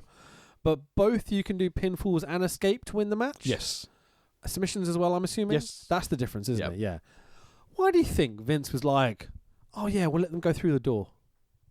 Why is that ever a thing? Because that defies the whole point of it being in a cage, surely. Again, it's just a different angle from a different anticipation. They're crawling. Can they get out? There's the ability to pull them back in, slam the cage door, manager shenanigans on the outside. Because you never see a good guy going, I just get out the door. Yeah. No, it's always the good guy going, I've got to climb the cage. Stop the guy from getting out the door, you know? Yeah. I understand that in terms of gimmick and like working and stuff. I can see how that's an advantage. But in terms of a viewer, like a kid watching this, doesn't it feel more scary knowing that they're locked inside the cage? I've never pictured a cage match being scary purely because you can always get out the top. Sure, but that's like I guess my fear of heights is coming back in here. If you trap him in a kennel from hell, then they're in trouble. Just getting dog poo on your arm. I'd much prefer to have like fall off a cage and get dog poo on me. That sounds lovely. So so the cage is set up for our first of our main events of the evening, the NWA United States Heavyweight Title match versus career steel cage match. The total package Lex Luger with JJ Dillon, who's our current champion, versus the American Dream Dusty Rhodes, baby, with Johnny Weaver. Yep. Who's Johnny Weaver? I believe it was Sapphire's butler. What? Where'd you get that from? I'm just making a joke that Sapphire had a butler. You remember Sapphire from WWE? Sure. Dusty's manager, the one the $1 Million Man tried to buy. Yeah. Why butler? Just to suggest there's a different in race roles. Oh, okay. Yeah. I mean, it's definitely funny when you have to explain it. I know. I'm sorry. I just wanted to know. Well, that's all good. So let's talk about this stipulation. What is it? Ring announcer tells us that if Dusty loses, he can't wrestle for 90 days. That's not the career. Exactly. It is in Dusty Rhodes. Magnum put it over backstage going, man, if you can't wrestle for 90 days, it's like you've lost your career. No, it fucking isn't. That's a long holiday. That's not losing your career. That's not losing your smile either. This is the shittest gimmick of all time. Basically, in modern day WWE, that's a case of you can't wrestle for 90 days. Oh, you've had your second wellness policy fail, have you? Dusty's eating a few too many burgers. Fuck it, we'll give him a couple of months off, you know? This is so stupid. Anyway, so Lex has a Flair robe too. You're not in the Horseman. Fuck off. Anyway, so Dusty does not. He is awesome. Dusty in the ring. I once heard he was a common man. Fucking A, man. Generic music again. Like, ugh. Anyway, so Dusty in the ring immediately climbs up onto the cage and looks at his adoring fans. He's over us. All fuck. Yeah. He's really good. So, very quickly before we go through this match. Sure. Obviously, it's not long after this till Dusty goes to WWE and ends up with the polka dots. Yeah. Had they treated Dusty seriously, how much of a main event talent or a main event run do you think he could have had in WWE? I'm going to be brutal about it. I don't. Because Vince, being a body guy, Yeah. would not have let Dusty be his figurehead of his company, would he? I love Dusty Rhodes. Let's just Yeah. put that out there to start with. I'm a big fan of Dusty Rhodes. He got over because of the booking. I think he also got over with his mic skills. Yeah, he could talk like crazy. Yeah. That's where not for Vince though. No. And that's why he was put in a singlet. Yeah, wrong accent. You can't compare him to Ultimate Warrior, Macho Man, Ric Flair, Hulk Hogan. Well, that's the thing, isn't it? You stand Dusty in this time period next to Hogan. Yeah. I mean, you certainly can put Sapphire there because Hogan's there. In terms of being a star and the match quality, He was a territory star. He wasn't a national or a worldwide name. sure. Because the wrestling fans, his promo, and you could tell from the first batch of the NXT guys who came out to the main roster who could actually cut a promo and think for themselves, Sure. there was a definitive dip in the quality of delivery from that performance center once Dusty passed away. Yeah. But his ability... Well, maybe. I'll go with some of that. Yeah. But his ability to tell a story in the ring with his facial expressions, where he may lack the athleticism or the actual in-ring aptitude, it's his facials and his storytelling, which is what made Dusty such a draw. With people that are used to what a modern day wrestling match is like, if you go back and watch a Dusty match, he does nothing. No. Does absolutely Bionic nothing. elbow. Yeah, he barely bumps. Yeah. My kind of wrestler. He barely runs against the ropes, for God's sake. He My does kind of wrestler. Exactly, yeah, sure. But his mic skill and his narrative stuff, like how he gets from A to B to C in the match, is brilliant. Hang on, his Really mic good. skills are good, but he's not that great in the ring. Who else do I know who is like that? Who are you insinuating? Me. Okay. Cool. That's right, I'm comparing myself to Dusty Rhodes on a mic. So, ring announcer tells us that if Dusty loses, he can't wrestle for 90 days, so his career's on the line. Yeah, sure it is. Lex chasing Dusty around to start. Early bionic elbow from Dusty. JJ encourages Lex to grind it on the outside. What's going on? Joey Ryan appears. Dusty goes for his Weaver lock, which is a sleeper. Yep. Which the Weaver dude's the guy on the outside who we don't know who he is. Try and lock it in strong. Yeah, lock it in sure. early. And this is the first example we get of Lex Luger selling. Would you like to demonstrate some Lex Luger selling? No, because I feel I'd oversell it. Oh, no, that's the problem. Ow! Ow! Oh, my arm! Ow! Ow! It's like, fucking hell, Lex. He was actually Take a pretending break. to embrace his inner wolf. He was actually going, oh! So, Hopefully the wolf pack would turn up. this is my moment where I'm like, I had a conversation with Will Power the other day. It basically went like, oh, I think Lex is quite good, like, as a heel. And I went, no, he's fucking not. Will Power was convinced that he was a good kind of like baby face, good at selling, all this sort of stuff. And I proceeded to spam him with like 50 different examples of Lex selling. And I think I managed to convince him in the end, but yeah. I mean, I wonder why Will Power's been so busy recently, and it's evidently he's been deleting his Facebook. Oh, Lex is the worst. He looks great, but he can't talk, he can't sell, he can't work, Can't get Dusty up for the torture rack. He can't do fucking anything. Hey, well, he must have worked on his strength legitimately to be able to slam Yoko on the USS Intrepid if he couldn't get Dusty in a torture rack. Your go-to with Lex. Every time you're like, bloody USS Intrepid. Because it's such a great episode of the full uncut footage of listening to Fuji go, what's going on a bit? Oh, God. So talk about weird match formats and stuff. Dusty is practically dominating Lex for the whole match. Because his career's on the line. Fucking hell, man. So shines last forever in the 80s, apparently, because this one is 10 minutes. 10 minutes he's dominating Lex at the beginning of the match. Well, as you said, Dusty's not going to run the ropes or bump.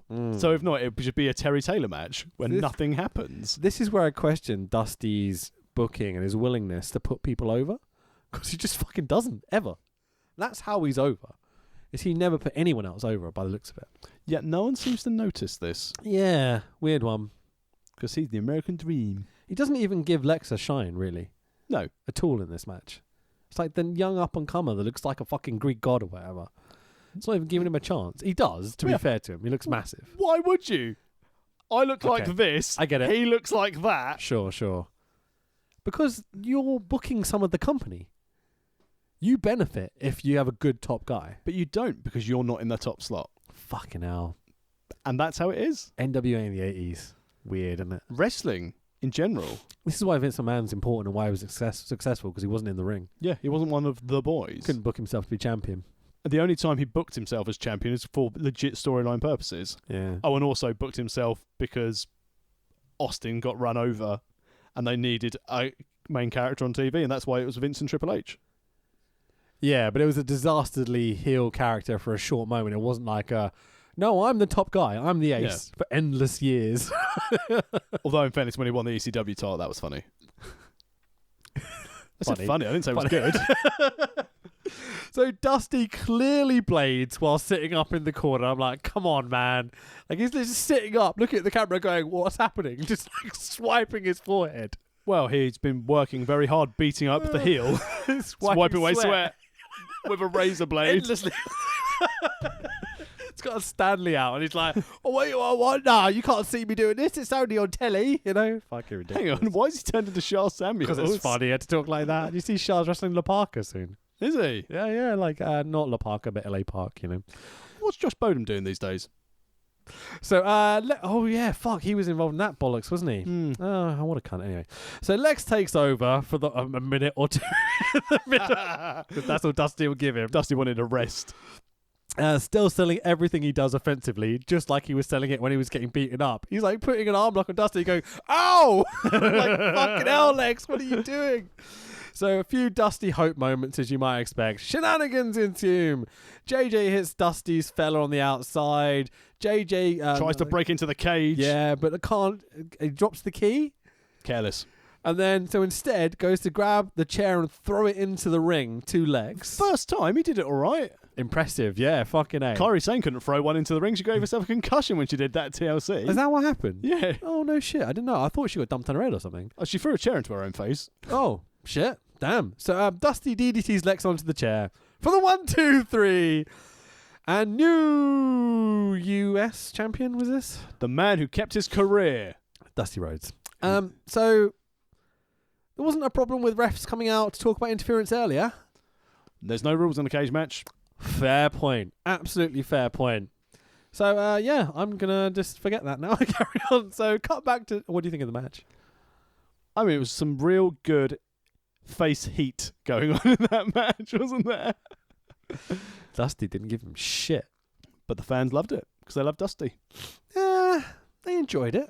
What I really want to do is beat up this athletic-looking young man to prove what's better. Yeah. Burger or roids? You can see why guys like Brody and stuff would be like, I'm just going to beat you up. Yeah. Because you ain't giving me shit. You know? I'd love if Luger turned around and started trying to wail on Dusty. You probably could. Yeah. I wonder whether Dusty can hook a, who knows? Anyway, let's move on. So, cut back to Schiavone and JR. Tony does his cheesy, how do you top something like that? And you're like, oh, you have a wrestling match. Here we go with our main event of the evening. Here goes my paper notes because I watched this earlier.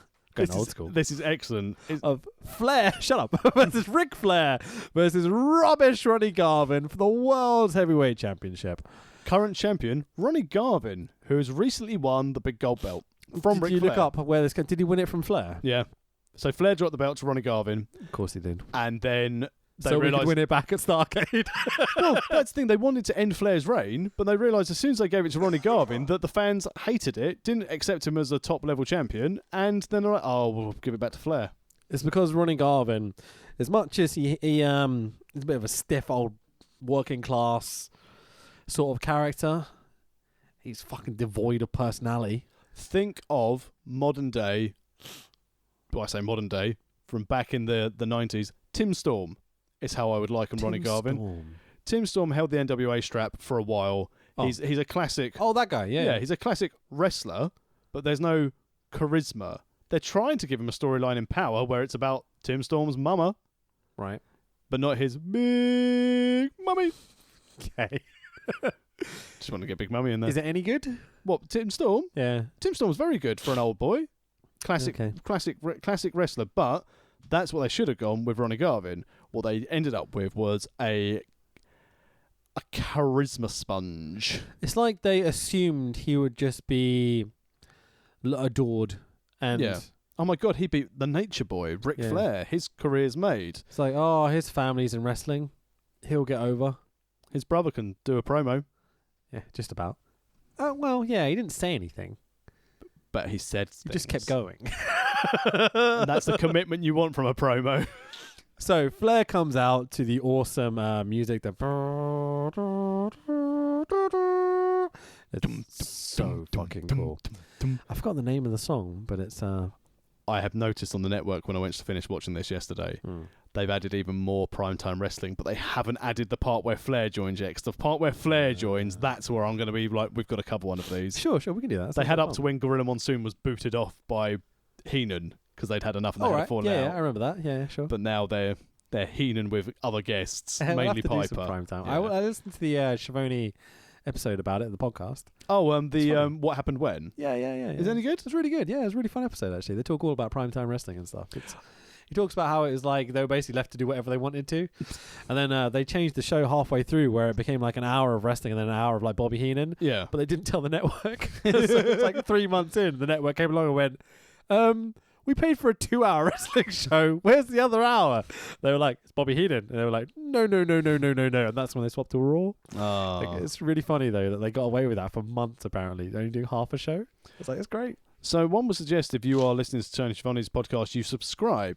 If you like what you're listening to today, tenuous link, why don't you hit subscribe on your podcast app of choice? Maybe leave us a 5-star review. Do it. Certainly more stars than the Luger Dusty match. That's like a 2. That's very kind. Yeah, I think it's kind. Anyway. So, blue strobe lights to Ric Flair as he comes out. He's in silver and white feathered robe. Oh my lord, he looks like a million fucking pounds. He looks great. Looks really good. He is. I mean, he lived Ric Flair. That was it. Ric Flair is Ric Flair. And Ronnie Garvin too. Dressed in his best version of Candido versus Shane Douglas attire. He's got a red towel. And a big gold belt. That belt, though. Lovely belt. Lovely belt. Some people say the man makes the title. Not with Ronnie Garvin. So the match starts. Loud Garvin sucks chants from pretty much everyone in the arena. Overhead slaps by Ronnie Garvin to Ric Flair. He's a stiff bastard, isn't he? He certainly works the strong style. He's not chopping at He's all. slapping. He's overhand just bang, bang, over and over onto As I refer fucking to Flair's as chest. bear clubbing. Yeah, dick move. Yeah. That's all he does in this whole match, endlessly. That's because you're like, I've just been given the big gold belt. My career's made. Oh, hang on a minute. Flair's complaining and I'm about to lose it. Right, well, in that case, I'm going to beat the tar out of you. Does feel like it, doesn't it? Feels like he's trying to get his own back. It's a bitter strike. Yeah. It's bitter and petty. He's not working here. No. Thank God Flair is amazing. This is just a Flair match, basically, with Ronnie Garvin beating the shit out of him in his spots. You know? Ric Flair is God. Yeah. He does one match, but it's fucking great. And you always want to see it. Yeah, every time. Like, you know every single spot of it now. It's still brilliant. But I it's so still good. watch it and it's beaming, loving it. It's Even though probably Ronnie because Garvin's when he did the territories, it's a case of I haven't got really much time to work with these guys. So it's a case of here's my match. You just do your bits and I'll slot them into my available slots. Sure, yeah, absolutely. And I'll do my bits and we'll be out there. And we'll work on a finish, you know? Yeah. Finish is always slightly different. Yeah. It's always the same idea, but, like, you know, it's pretty good. So, what else happens? The crowd chant along with Ronnie Garvin doing his 10 punches, the one time they seem to give a shit about him. Because everyone loves to count to 10. Sure, absolutely. Whether it's a child or a grown-up. There's all sorts of bullshit. Like, Ric Flair does a low blow to Ronnie Garvin at some point. They do this spot in the middle where they do a figure fours locked in 7 minutes into the match. And you're like, oh, okay, we're going home early. I thought that they were just going to tap him out and that was going to be about to die. It did feel a bit like that, but that's not what happens. Ronnie Garvin turns Flair over, reversing the pressure. Science. And they fall into the ropes, and the ref splits them up, and I'm like, ref, it's a cage match. How dare you? We established in the last match there's no rules in a cage match, so it's fine. Apparently there is now, though, and I was like, a fucking referee. It is when there's a submission. So wait, where was the ref bump? Was that in the last match or was it in this match? You want to talk about that? Yeah. I skipped over it, sorry. That's fine. I was still really angry about it. Fucking Earl Hebner. Yeah. Oh, because the referee took a bump and he was lying on the floor, still blatantly seeing the chair get thrown into the ring. Yeah. And then, I can't move. DDT on chair. Oh, 1, 2, 3. Jump up, raising Dusty's head. Amazingly, he's fixed. Yeah, not great. Ref bumps. Fucking hell. NWA relied on them a lot. I would like any wrestling promotion to avoid ref bumps, or if it's just the referee gets bumped, just stand back up and go, oh, got knocked over. Or the other way around, that they accidentally take, like, you know, the wrestler's like shirt or something brushes against them and they fall to the floor. You know? Like, I love that shit. Good God. Anyway, back to this match. Yes, that was stupid. Let's carry on with the Ric Flair, Ronnie Garvin. So it's a good thing you didn't remind me of that at the time, because this podcast is still going to make me moaning about it. But let's keep it the main event. So the ref stops Ric Flair using something, a chair or something at some point. I lost track. Some face-based heelish tactics. Yeah, exactly. WWE Network gave me massive issues around this time as well. Oh, I kept really? pausing and I had to refresh. It then logged me out, so I had to log back in. It took me back to the beginning of the show, and I was like, for fuck's sake, boys. I had to log back in today on the app. It was very annoying. It happens a lot since they switched their servers. Yeah, people are complaining about it a lot. This new app and this new server lot are pants in comparison to the last run of it. I've only had 1 or 2 issues. I've decided that I no longer pause during live shows. Oh, no, don't do that. Yeah, because that stuffed. fucked it up massively. Yeah. I couldn't even log in last time. It was that bad. They dropped the quality because I was late to the stream or something. I don't know what happened, but it was really bad. It's almost like they've really cocked it up. Yeah, I don't know why they changed it because it was fucking perfect really before. good. I dread what's going to happen 4K. at the Rumble, and worst thing, I dread what's going to happen at Mania. A lot of people tune in for the Rumble. We'll get a test, you know. I'm even going to stay up live and watch the Rumble. Yeah, it's cool. only and at that stage, it's only 5 days till the tax return deadline. So if you have your tax return done next Monday, good luck. It's going to be great. Well, I'm on the verge of having some sort of full-time job. It seems like it. So I'm definitely going to stay up and watch this because it might be the last time I can for a while. No, so because that's why you have annual leave. Aha! Excellent. Which I refuse to take because on the Monday, my wife and my daughter are at home. So I'm going to go to work on the Monday and take the Tuesday off work. So Ronnie Garvin does the KO punch with his hand of stone gimmick. Only gets 2 because no one puts over this gimmick ever. So shit. Ric Flair Irish whip picks up Ronnie Garvin. His head bumps into the cage. That's unforgiving steel. Ric Flair pins him for the 1, 2, 3. Oh, and your new NWA World's Heavyweight Champion with assist of Le Cage, Ric Flair. We must thank rubbish Ronnie Garvin for taking the belt, because if not, then Cena would have the most world title reigns. The negotiations this finish must have taken backstage. Think about it. No, I think it's a case of you do what Flair says, or you're fired. I don't know. I don't know about this at all. I think this would have been like, okay, are you going to tap out to the figure 4?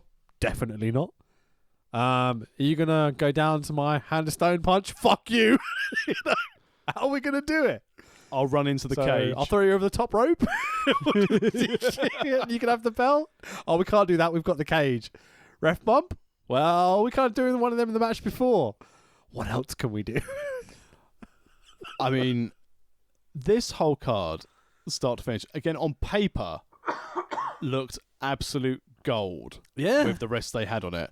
And I made mention of it earlier that every single person on this card looked like a wrestler, either based on their physique or their charisma or their aura around them. I did a lot of research to find this card. It looked amazing. And it's a real shame because the two tag matches were great. Yeah, tag matches are good, aren't they? All the tag matches, both tags and the 6-man, were very good. I didn't think Dusty and Lex was going to be good. I thought Lex would have more offense in because he's the heel. Every singles match on this card was really poor. Yeah, I can't think of a good one. There were no good ones. Yeah. The main event has some interest from the crowd once they decide to stop being a complete dick to Ronnie Garvin. Well, things though, the crowd throughout this show, other than during the Terry Taylor match, yeah, and the Steve Williams match, was really good. I thought they were fun. Yeah, they were really into it. They were enjoying their night. Do something. Can they wrestle Joey?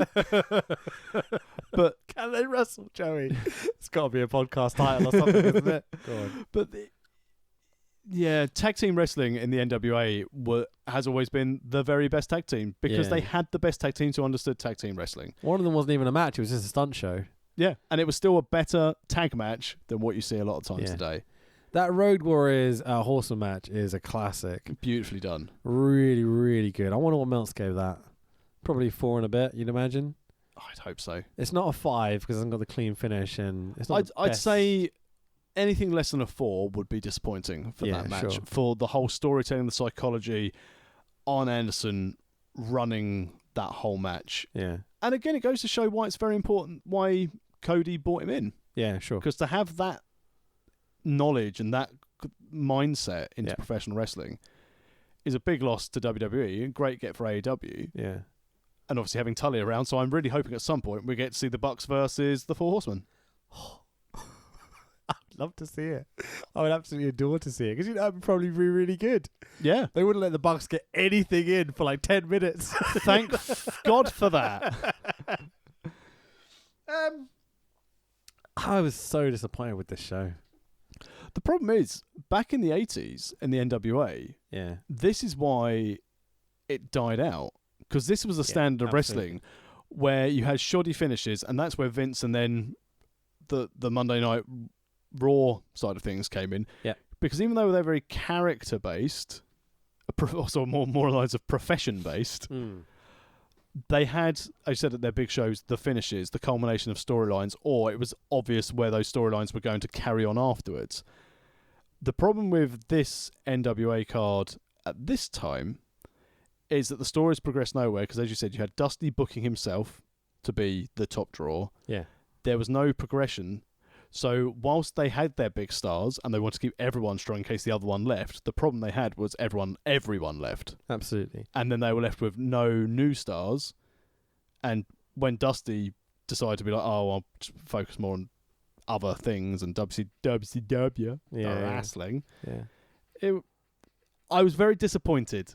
I looked at this. I was very excited to watch this, and the 6-man to start with. I was like, this kicked off all right. Yeah, but as soon as you got that bullshitty finish, you were like, oh dear, oh no, yeah, this is not a good booking period.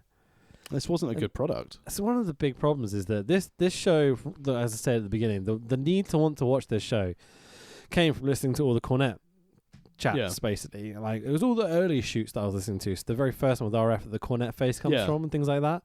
And not the later ones because it's just him trying to be controversial almost. But the early ones are really, really interesting. Because it feels like he's just getting stuff off of his chest almost that he hasn't been able to. It's very cathartic. Yeah, sure. And he talks amazingly. And he's very funny. But he talks like this is a golden period for wrestling. It really wasn't. It was a golden period for wrestling and wrestlers. Because the thing with the NWA, right, is that it looks like shit. Okay? The wrestlers generally look like shit. Yeah. Okay? It's drab, I think is the nicest term to put it, right? But when the storytelling and the booking is great, it's flying, okay? Yeah. With the WWF around this time, you have some really good booking and storytelling and people coming through and all the talent and everything else. But you've also got all this glamour and this great production and everything else on top of it. And so if there's something wrong with the narrative or, Hogan doesn't quite have the greatest match in the world, whatever it be, the production around Hogan, all this sort of stuff, makes it okay. Yeah. To the more casual fan, put it that way. Crowd shot straight into the ring of Kid Habit wearing Hulk Rules vest top and bandana. 100%. The NWA hasn't got good booking or good storylines going on. There's not a lot else to sit back and rely on. You know? It's a good thing that Billy and Lagana got involved, and now they've turned it around. Well, there we go. So, should we give star rating stuff before we do our Hall of Fame unveil? Yes. Purely because the tag matches were very good. This is, I mean, again, because we don't do halves, I want to, but it's going to be a 3 for me. A 3-star match card. Basically, if you're going to watch this, watch the Skywalker match, watch the LOD and the Horsemen, and if you want to see young Sting, don't watch any of the singles matches. I think that's generous. I think I'm going to go 2. I think the production was bad. I think there's big pauses in the middle. The cameras miss a whole bunch of the interesting stuff that's happening. So do AEW, and people love it. Doesn't stop this show from having those problems. Let's put it that way. The main events were crap. Even though you've got Dusty and Flair trying to carry 2 other guys, but not doing it the way they should do, I think. Yeah. Ronnie Garvin is just... I don't get why Ronnie Garvin was ever a World Heavyweight Champion at all. LOD and Horseman was fucking brilliant. Scaffold match was kind of fun. The bullshit finishes. Yeah. It's Russo-esque at times. You know? Comparing Dusty to Russo is bad. Wow. But I'd love to hear him say bro. there we go. Anyway, so yeah, I think it's a 2. So I'd go watch that tag match with the Road Warriors and the Horsemen. And you can if you go on the WWE Network. If you scroll down, it's got all the match times listed. So just click on the Road Warriors and the Horsemen. That's one of the greatest tag matches I've ever seen. But the rest of the card, like, fucking hell, just don't bother. speaking of the greatest things we've ever seen, There we go. it's time to get on to the greatest thing in podcast history, the World of Wrestling Podcast Hall of Fame, voted for you, the listener. Thank you very much, everyone, for voting. We had a good over 33 people voted on this. So people actually interacting with our Twitter. So it's lovely. Thank you very much, World of Rest Pod. We nominated 4 people we came to the conclusion for.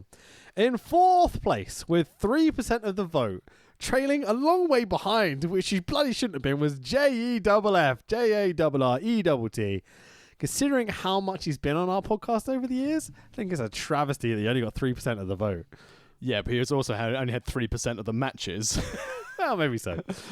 I think there's also people just don't like him almost. Yeah. But racist Hulk Hogan gets 15% over the top of him in 3rd place. Brother. In 2nd place is our close personal friend of Coach Wicked with 27%. But our runaway winner, and rightfully so, I think it had to be done, was You All Need Someone to Come Catch You. Murder Clown with 55%. Our buddy Murder Clown, who follows us on Twitter, is our first ever inductee to the World of Wrestling Podcast Hall of Fame. I am going to send a message to Conan once we publish the results of our Twitter poll to tell him, and obviously we'll say Murder Clown has won on our feed, and then I'm going to send it to Conan and say, could you tell me how I can get a plaque or an award to Murder Clown and see if he bites? And if he does, I will send this to Mexico. That'd be incredible. And make him pay the fucking postage. We can send him a giant T-shirt as well. See, if we can send him a little package. Yes. A little care package, maybe some English sweets or something, you know what I mean? Like, I'm sure he'd love that. Fantastic. Yeah, that'd be great. We've got to try and do this, haven't we? And see if he will... I'll basically put it in English and then do like a Google Translate to put it in Spanish, send it over there and see if we'll take a picture for his Twitter. I'm totally in. I love this man so much. I've watched some of his stuff recently, and again, he's saving little kids flying off balconies and such. Aerostar owes a lot to Murder Clown, and so do we here at the World of Wrestling Podcast. Absolutely. What a legend. So thank you everyone for voting. We really, really appreciate that. We had a lot of interaction, and I'm happy that everyone got some votes. Like, Coach Wicked got very close to winning that, and he barely promoted himself at all. Yeah. So I really appreciate that. But yeah, it had to be Murder Clown. Yeah, first hands time round. down. Absolutely. First ballot Hall of Fame member, Murder Clown. So yeah, that's it, I guess. Yeah, where people, we the people. Where can people find you on the social medias? Fanboy Rich on Twitter and Instagram. Took me a second. Fanboy Rich is the best place to contact me. I'm at the Tex Williams on Twitter, Facebook, and Instagram. Returning to SCPW on the 9th of February, I assume to do colour commentary. Cool. Hopefully not wrestle, because I haven't worked out for a while.